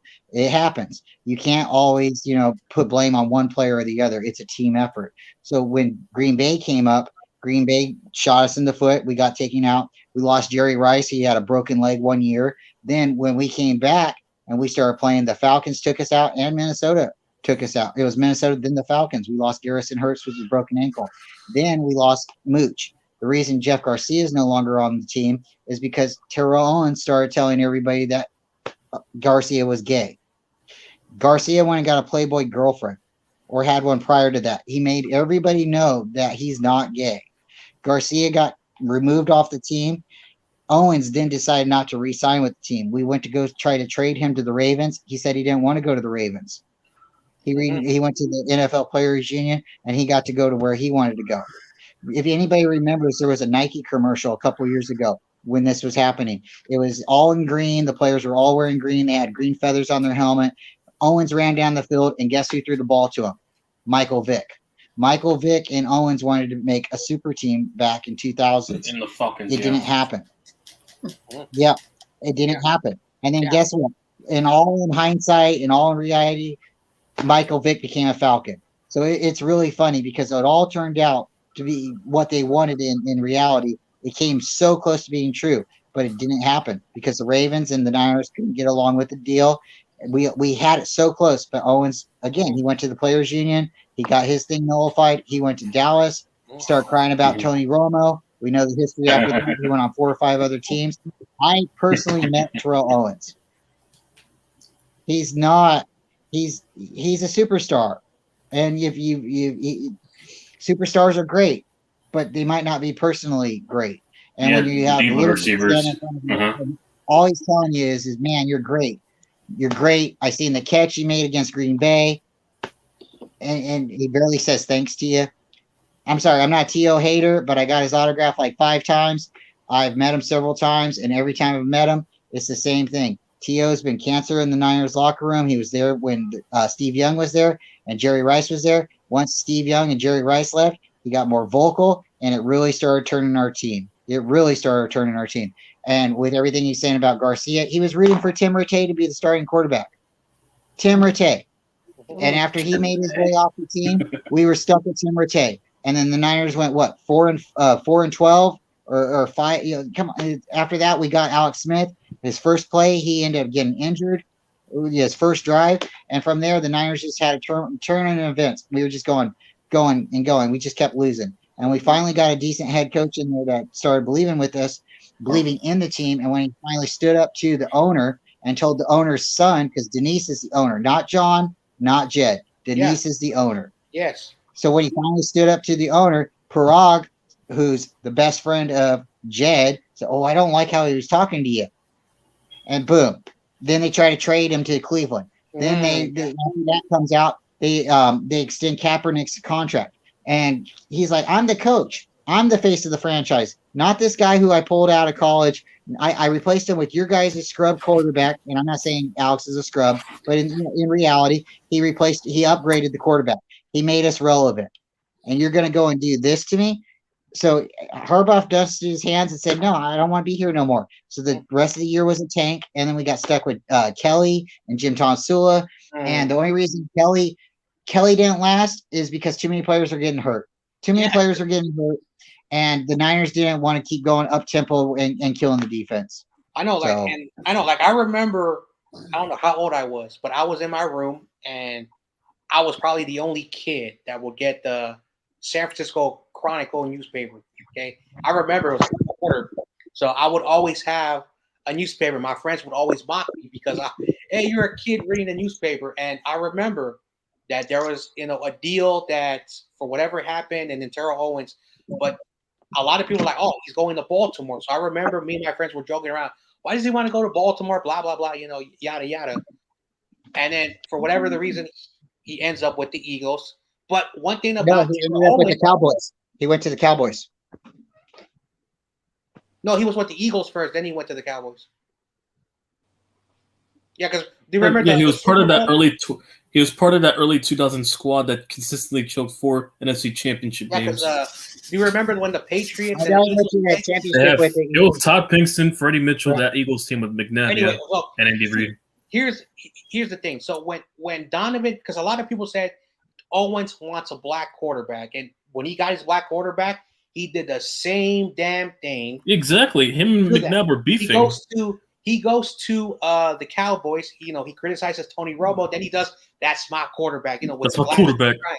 That's my team He's after done we that beat them. every quarterback he's worked with, because he is who he is. And then I remember after he left the Bills, or his final team, E60 on ESPN, when they actually did quality stuff. I remember as a kid I would watch those shows, and Terrell Owens was raised primarily by his grandmother, who was a very vocal woman, and she told Terrell Owens, "Don't be shy, open your mouth, say your words, don't be afraid to be criticized, talk the way how you want to talk." So he was very influenced by that and made a lot of sense. So wherever he's been, he's always been vocal. He's always shown, his emotions. He's never been afraid to say what he wants to say. And of course, looking back, when he recently was speaking to Pat McAfee, I think about a few months ago after the draft, he says, there were moments where I kind of look at myself when I was younger and I said some things that were very wrong, disrespectful. But when you're young, you're famous, you're wearing that 49ers jersey, like the legacy, it got into his head, and he realized. And of course, he meant what he said about some stuff he said about the team. He meant what he said, but at the end of the day, there was a lot of things he regretted. When he was with the Eagles, he's like, me and McNabb had a really good relationship, but there were moments where McNabb would piss me off, where Andy Reid would piss me off, and he was very vocal. When he went to the Cowboys, Jerry Jones, so Jerry Jones didn't like that. When anytime he has like a diva or any type of coach like Bill Parcells, and Jerry Jones is not, he does not like that. So the point is that, of course, Terrell Owens was who he is, and I don't ever, blame him for having his opinions. And yes, and I like that interview with Jamie Winborn on CG's channel, and Winborn said this: everyone loved T.O. Brian Young, who was like, everyone would look at Brian Young when Terrell Owens, and Brian Young was like, he's cool. So they led by Brian Young. So when they were saying, of course, there were issues with Terrell Owens, but they loved the guy. They still love the guy. Mariucci loves him. Jeff Garcia, they have their stuff, but, there's still a mutual respect that they have with them. And again, we see this with other teams. Like, like in other teams, like the wide receiver, I want the ball, or this running back. Oh, why are you giving the ball to the other running back? And the quarterback sometimes, this happens in sports all the time. It's not like because Terrell Owens did it, it was only a San Francisco 49er thing. It happens every team. Every team. I've seen Eli Manning arguing with his receivers when he played. They showed him, and the receivers and him are arguing, but there was a mutual respect. It happens all the time. Yeah, but what T.O. did to our team is he destroyed the chemistry. You can sit back and say how much the teams loved him and stuff. Yeah, they might have loved the player, but they didn't like the animosity. They didn't like him yelling at the coaches on the sidelines. They didn't like him talking about the quarterback.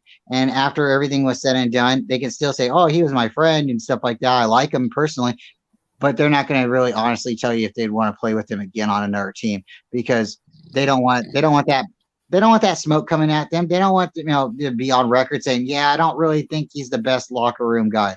And you're right. He was on the Eagles. He was on the Cowboys. He was on the Bills, the Bengals. Couldn't even make it work with the Bengals with Ocho Cinco. So like you said, it happens to every team, but it's players, it's personalities. And T.O. just didn't have the personality that could last his career with one team. And at the end of the day, it's like, you got everything in your ability. You can go out there and be one of the best receivers. You just got to keep your mouth shut. Worry about the ball catching in your hands, not what you're coming out of your mouth. And there was so many times. You guys remember the Viking game where Randall Moss on the other side just totally 3 catches, took it to the house. Each time it was like 3 touchdowns. Yeah, 3 catches for like 150 something. Yeah. T.O. was on the other side, jumping up and down, yelling. He would not have done that if Steve Young would have been on those sidelines, because Steve Young would have went to him and said, dude, everybody gets the ball.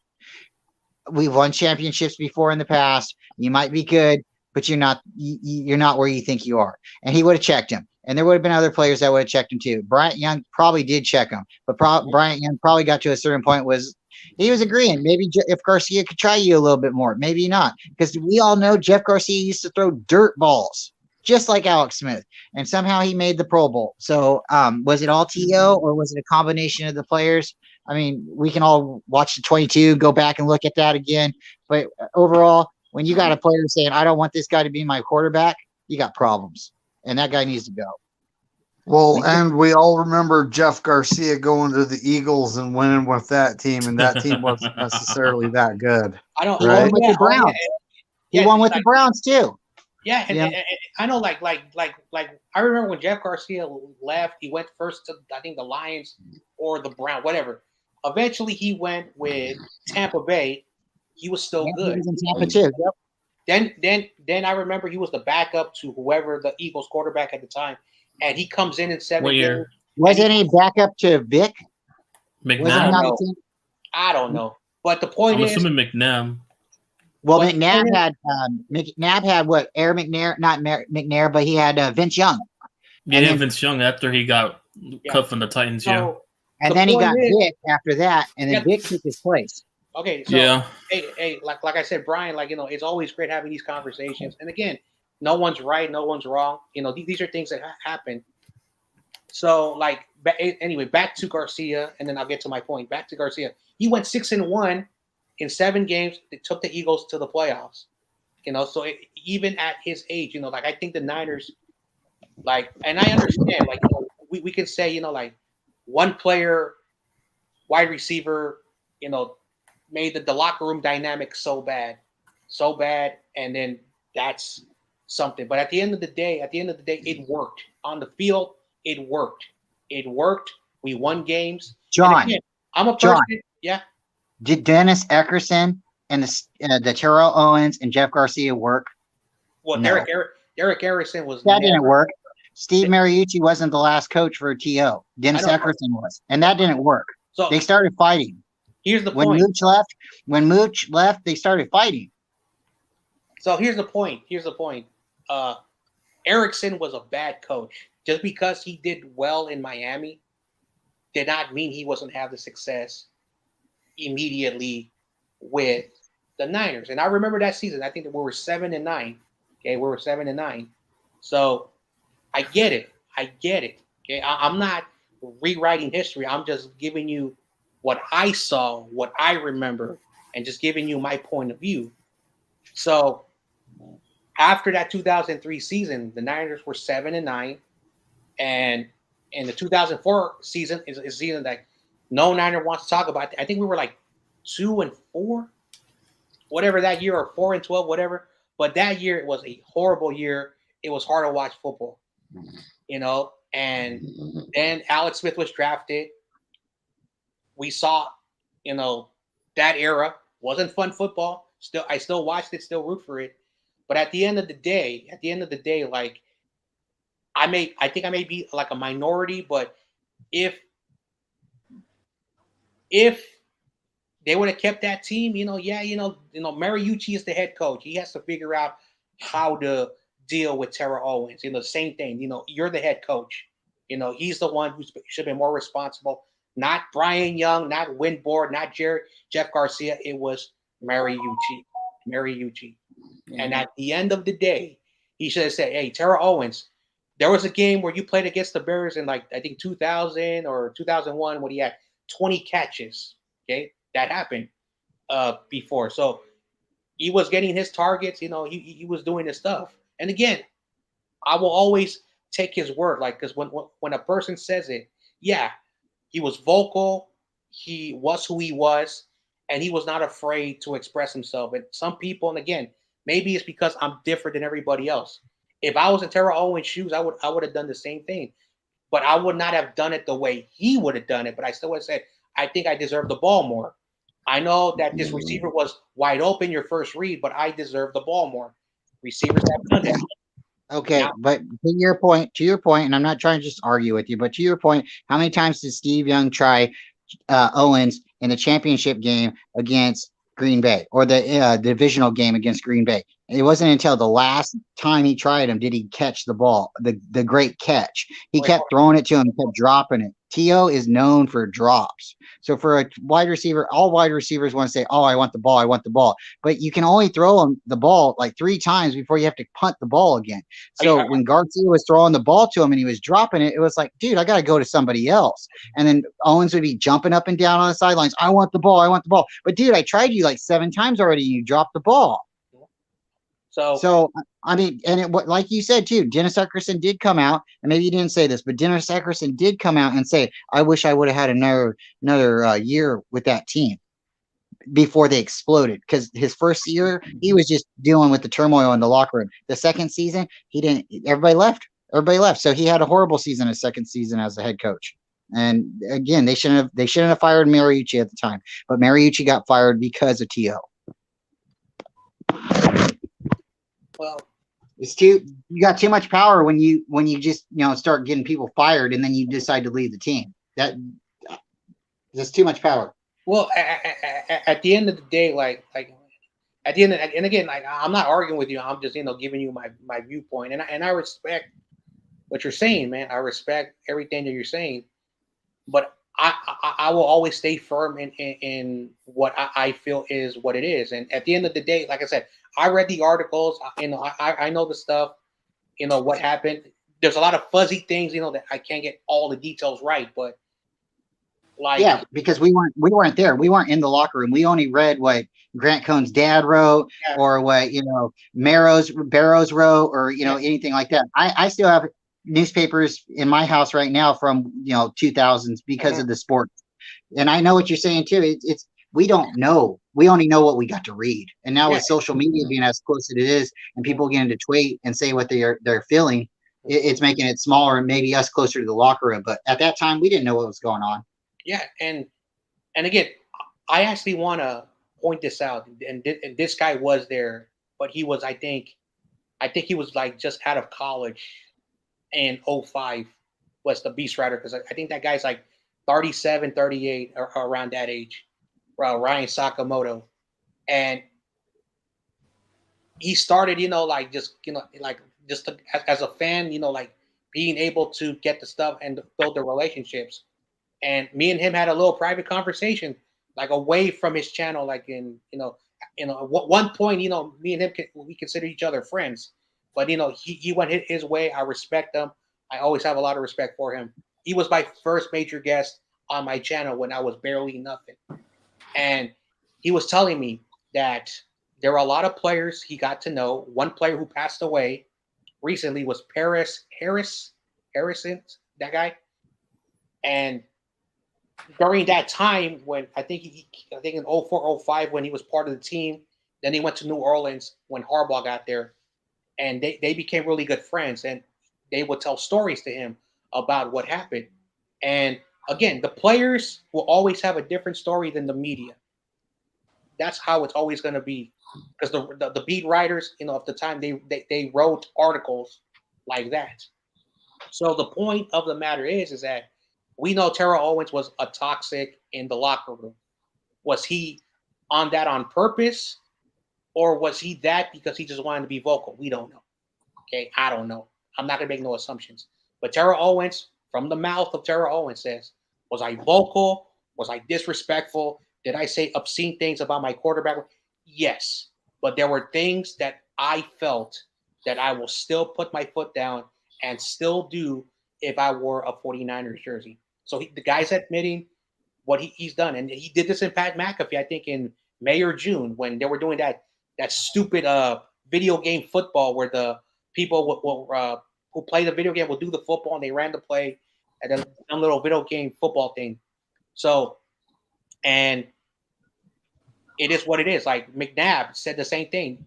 Do you remember when Terrell Owens was in his front yard, lifting the weights, and everybody was saying, "Oh, why do you hate Donovan McNabb? Didn't you want a black quarterback?" And he was just lifting weights, being cocky to the media. But they had a great relationship. And then when he did that crying thing about but what did he say about Tony Romo? He sucks. He said the same damn thing. But for whatever the reason, That's who he was. Randy Moss was worse. And I like Randy Moss. Where he would get suspended, he would do a lot of dumb things. He had Culpepper, he had Randall Cunningham, whatever, and he was a good wide receiver, but he would get suspended. Dennis Green, who was his coach, always had to deal with them. And when he would moon the Packers, when he would do a lot of dumb things, people look at Randy Moss because of what he did and why he was really good. But Randy Moss did a lot of dumb things. One time he was at a grocery store and a reporter went up to him and he slapped the reporter and got into his car. Never got in trouble for that. Terrell Owens never even slapped a reporter or a player. He said things, which is different. So that's the reason why when anyone says, "Oh, Randy Moss put his hands on a person," and he wasn't charged live on camera, wearing those early 2000s sweat clothes that was like in style with his braids. Mm-hmm. So yeah, so Terrell Owens was not, like I said, like all receivers in that era were the same way. Divas. Yeah, there you go. That's why that term, divas. So, you guys remember Randy Moss pulling his hands down in the Super Bowl and Kaepernick missing him and throwing the interception? The first interception 49ers have ever thrown in a Super Bowl was Kaepernick and Randy Moss. And Randy Moss pulled his hands down because he was scared. He still got hit. You're like, I don't get it. Like, that's your job. You jump up, you catch the ball. When Randy Moss, I think it was Alex Smith. I think Alex Smith threw him the 50-yard pass, and they ran it from the middle of the field and scored 50-yard touchdown or something like that. I was like, hey, this guy still wants to play. But then when he got into the Super Bowl, I don't know what happened there, but yeah, he dropped his hands, man. Yeah. He pulled him down. I know. Yeah, and I remember one time when the Niners played the Patriots. Later, Dina. Yeah. Thank you, Dina, for coming on. And have a good night. Dina, thank you. Yeah, have a good night. Anyway, where was I going? When Kaepernick played in New England, he threw a touchdown pass to Randy Moss, and it dislocated his finger. It was on the record, and they say, "Oh man, he has a lot of speed on throwing the football." Why? Because he was inaccurate. So he would use his speed to quickly get the ball out there. So that was a flaw of Kaepernick's game. But as I mentioned, Harbaugh, if we were able to keep Harbaugh and Greg Roman, I think they would have been able to clean up his stuff because, like, Kaepernick's 2 full seasons when he went 12-4 and then when he went 8-8, he never got over 3,200 yards. I remember he had 20 touchdowns and 7 interceptions. I don't know if that was the 14-7. I mean the 12-14 season or the 8-8.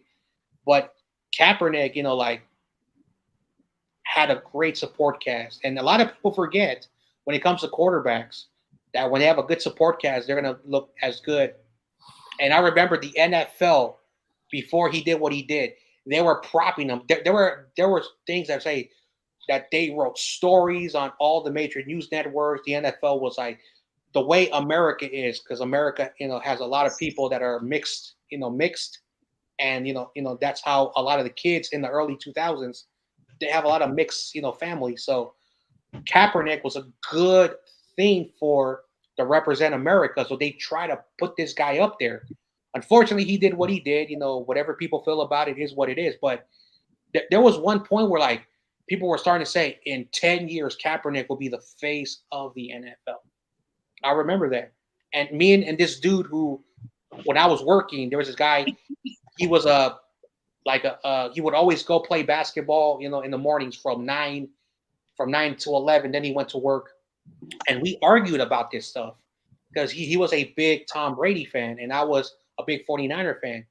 And he said, you know what, John Jay, you're right. In 10 years, if Kaepernick with Harbaugh, because we didn't know what was going to happen with the Harbaugh situation, that, everyone was saying, and, he was starting to agree with me. He said, yeah, and he thought Tom Brady was going to be out the league in 5 years. He's still in the league, but I remember those great conversations. Like that's what I would do at work. I would interact with the patrons who played basketball, were in the community, and those community what do you call those community uh, facilities for like sports and other stuff. And I used to enjoy talking to those people, and a lot of the people came in and we talked 49ers. Like they would come in my office. I was like the most laid back boss, and I would have the people in there talking, having fun. I would even shoot hoops with them.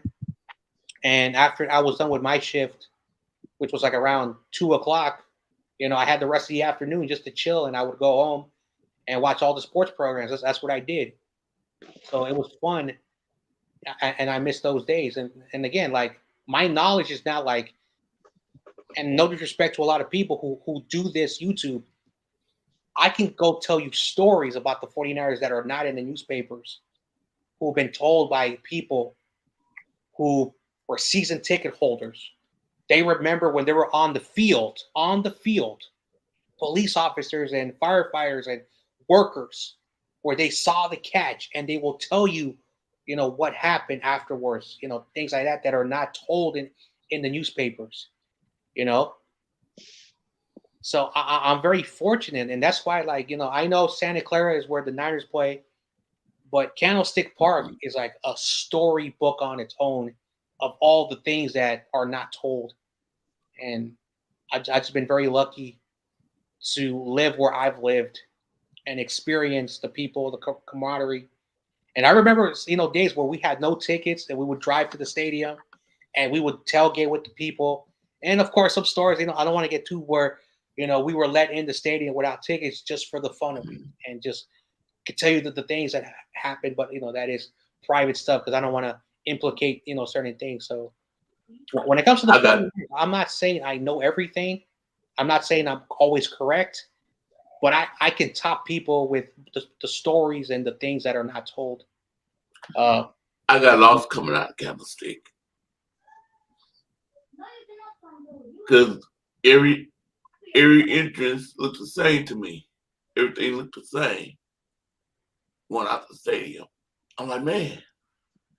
And I was sitting with the people I came up with. They had different seats. I was sitting on the other side of the stadium, so I had to find the car. And we didn't park inside the stadium parking lot. We parked on the streets. So I'm like, okay, how do I get out of here? And then I think it was a night game too. And I was like, man, during the daytime it looked different.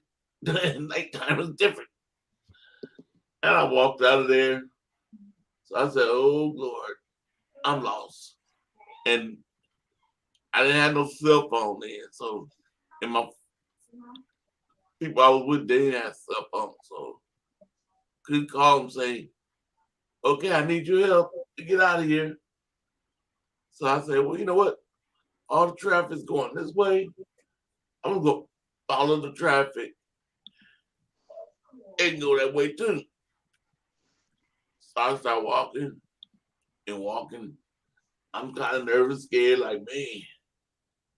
And then finally I started seeing stuff that I started recognizing. I'm like, okay, yeah, my car is over here. Car's over here. I was like, woo. This is my first time at Candlestick. My first 49er game.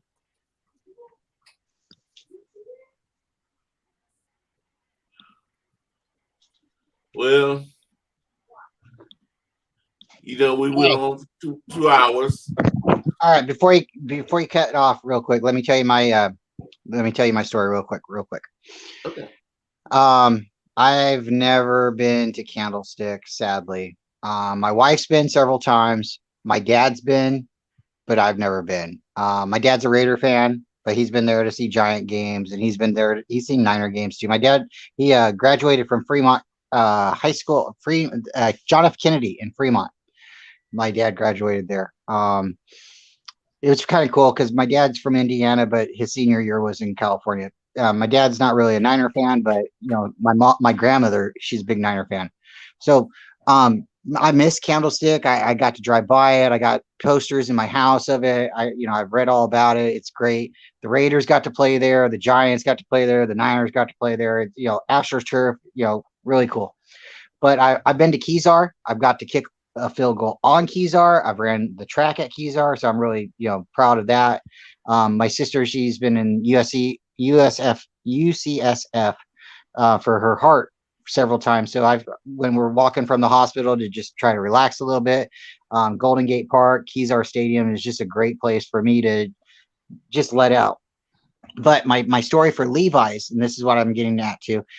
My first time going to Levi's Stadium, I was driving my BMW with my wife, and I just put a brand new radiator in it and a water pump in it, and I did it at the shop where I was working at, and I was all ready to go. And the next day we go and we drive. The car's fine. I'm super happy. We pull into the parking lot, and if you've been to Levi's, they have their parking lot in front of the stadium, and then they have like all these satellite parking lots, and it's like a mile away or 2 miles away, and everybody's tailgating and stuff. So we found a parking lot like that, and we pulled in, and I pull in, and the angle of the car, I didn't secure the hose, the overfill hose, and it got hit by the fan. So I'm like parking my car, and my car starts smoking. And I'm like, oh my God, what's happening? So I open up the hood real quick, and I'm looking. I see where it's spraying at. And I'm like, okay, I just need a hose. So then I'm telling my wife what's happening. And I'm like, okay, we Google where the auto parts store is. I walk like 5 or 7 miles in Santa Clara to an auto parts store to go get the hose. I get back. It's not the right hose.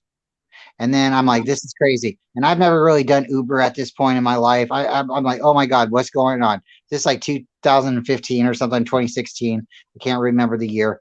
It was 2015, I think, because we played against the Bengals. So I'm like, I'm freaking out. So I call, we get an Uber. He comes pick me up. He takes me to a different auto parts store that's closer. I get back. We get the hose. We get it put on. Everything's good.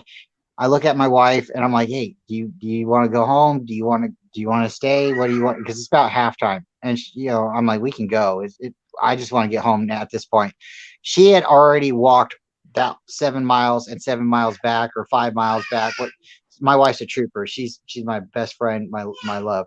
But I'm like, oh my God, do you want to go now, or because I can see, she's tired. She looks at me and she says, no, let's go. Let's go into the stadium. It's our first time going into Levi's. So we walk all the way to Levi's. It's like 2 mile walk for us. We walk up to the stadium. It's, I think, about start of the third quarter. People are walking out of the stadium telling us we're late. They're clowning us, telling us, why are we going? And we're still smiling. She's sweating. I'm sweating. We're both in our gold jackets. We're walking all the way to the stadium. And all we want is a cold beer. And we're both telling us, hey, when we get to the up there, concession stand, we're gonna get a beer, we're gonna go find our seats, maybe we'll just stand on the side, I don't know, but let's go. And we're walking faster and faster, we're getting closer and closer, and we get up there, and we're maybe just a couple minutes after the third quarter, they already closed the concessions. So we stood there the rest of the game underneath at the right side of the stadium. We stood underneath the stands right there. We had great view. We watched Blaine Gabbert lose to the Bengals. It was one of the most happiest times in my life because I was standing there next to my best friend. And yeah, a cold beer would have been great, but just standing there next to her and, her still wanting to be there. Like, I'm like, oh my God, like anybody else I could think of would want to just drive home and leave. So we waited out the game. We drove home. Car was fine after that. But yeah, that's my first memory at Levi's. I've been there a couple times after that, and yeah, it's a lot of fun. But home games are in person. Live games are so much different than on the couch. And sadly, I haven't had a bunch of money, or my parents been able to take me to a bunch of games. But I can tell you, when the game comes on the TV or the radio, I'm listening to it. And I appreciate all you guys. I hope you guys have a great night. Thanks for letting me tell you that story. David, you've never been into any games, right? No, man. I live in Utah, and I mean, I'm just now getting to the point where a few years ago, getting to the point where I'm making enough money to do it. My daughter was in sports, so when you're playing comp leagues and all that other stuff, that always takes a lot, and her needs come before mine. That's just how I am. But now she's getting married, so I'm literally at the point where I'm thinking about going. Okay. Yeah, I've been to Candlestick and Levi's, both of them. Have you been to Kezar, Corey? Nope. If you go to the city and you just want to go have like a cool picnic or something, Google where Kezar's at. It's pretty cool. That's where our first stadium was at. I was told, and I Googled it before the Niners were like the official 49ers, the San Francisco football team was firefighters, and they played there. So that's always interesting to me. But yeah, it's a great place. If you get a chance to go to the stadium, even you, David, if you get a chance to go to San Francisco and you have time, go to Golden Gate Park, see Kezar. It's really cool. Yeah. I don't have to ask John. I know he's been. Yeah. I've worked there like 4 summers in a row because they have a summer camp for the kids in that area. And I mainly worked in the gymnasium where was the first Warrior Stadium and etc. Then they moved to the Civic Center auditorium. Then they went across the bay to Oakland, and then the 2 years ago they returned back to San Francisco. But yeah, Kezar, it's fun. There's a track, and they put a lot of the Candlestick Park seats there because they didn't want to throw them away.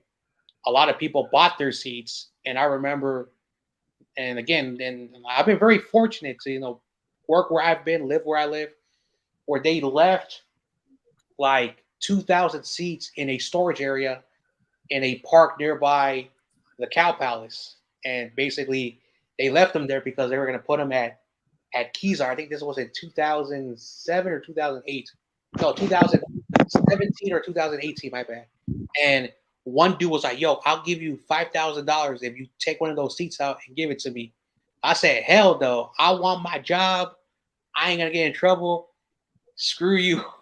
Tell my boss, So he went to my boss, and the boss was like, you get out of the property. Because there are people like that. They really wanted to get one of those seats, and they were willing to pay whatever they had in their wallets. And I did not know someone carried $5,000 in their wallet. Yeah, now if you go on, there's an app called like OfferUp. It's like eBay, and every once in a while I like to check, and I look for the seats because I want to get a set of seats. I don't care if it's 16 or number 8, but I want to get a set of seats. And sometimes people will sell them because there was a bunch of people that signed seats. So Joe Montana and Steve Young have a bunch of seats that are signed. So I'm looking to get 2 seats. And last time I looked, it was about like 5 months ago, and I seen 2 seats for like $300. So it's not that it's all about timing, really, because it's the same thing with jackets and stuff. You can buy a jacket for $500 or $30. I bought my $600 jacket for $30, so I'm very excited. But no, yeah, when the stadium was getting torn down, people were selling bricks. They were selling all kinds of stuff, and if you look for it, you'll find it, and you just hold your money. And like the 49er barbecues, I have an original 49er helmet barbecue with the red and white stripes.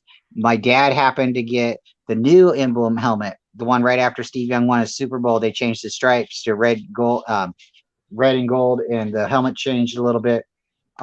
He's got it, and he keeps joking with me because he's a Raider fan. He says he's going to paint it Oakland Raiders, but I'm like, no. But that might end up walking out of his garage one day. But yeah, you just keep looking. Like when the Niners are losing, memorabilia is everywhere. But when they start winning, you can't find it at Walmart. You can't find it anywhere. But when they start losing, you can find it in every thrift store, and that's when I swoop on it. Mm-hmm. So if you ever need a jacket, you guys let me know. I got a bunch of them.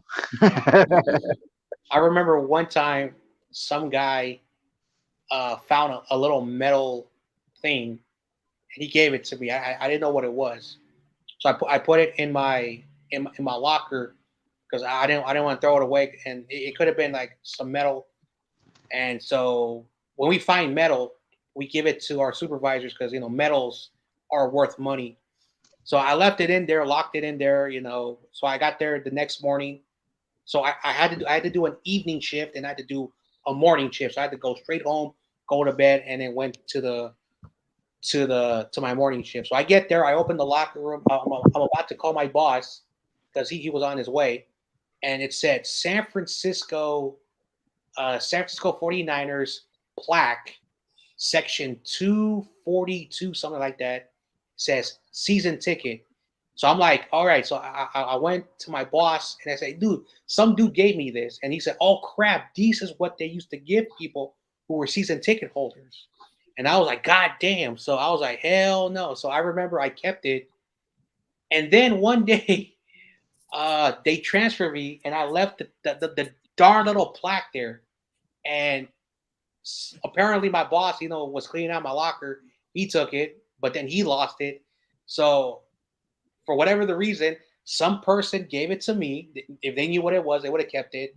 And if I would have, brought it to my house the day I was transferred to my new location, imagine how much money I would have been able to sell that thing. And I'm not lying. It was a metal little placard made of like basic cheap silver.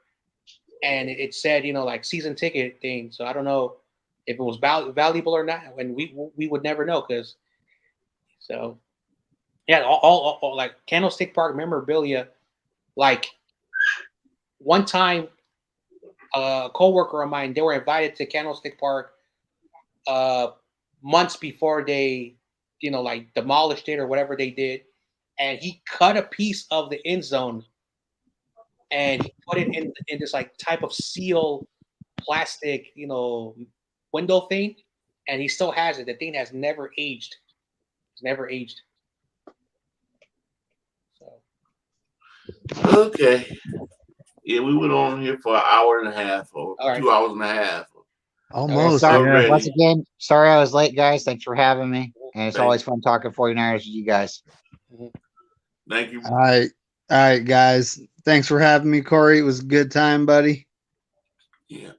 Oh, and I don't know if I'm probably going to just wait till Wednesday to do this again. I don't know if I will do, like I usually do after the game. When we talk about it, since our game is a Monday night, I don't know. Yeah. I might do it. I might not. Yeah, it ought to be an interesting night because by the time the game's done, I'm going to be dang near ready to go to bed, and we're going to have like everyone going live, so that ought to be like, yeah. Well, I'm going live because that's what I got to do. Yeah.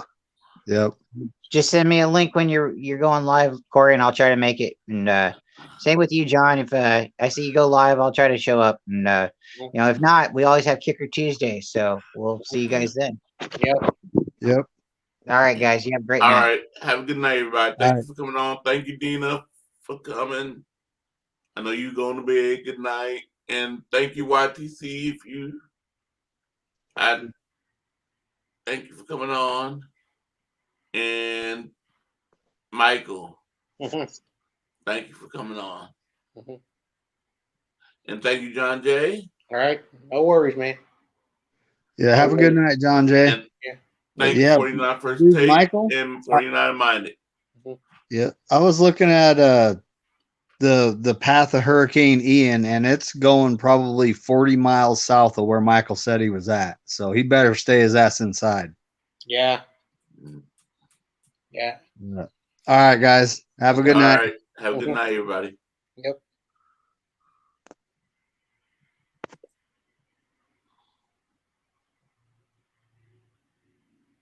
Here we go.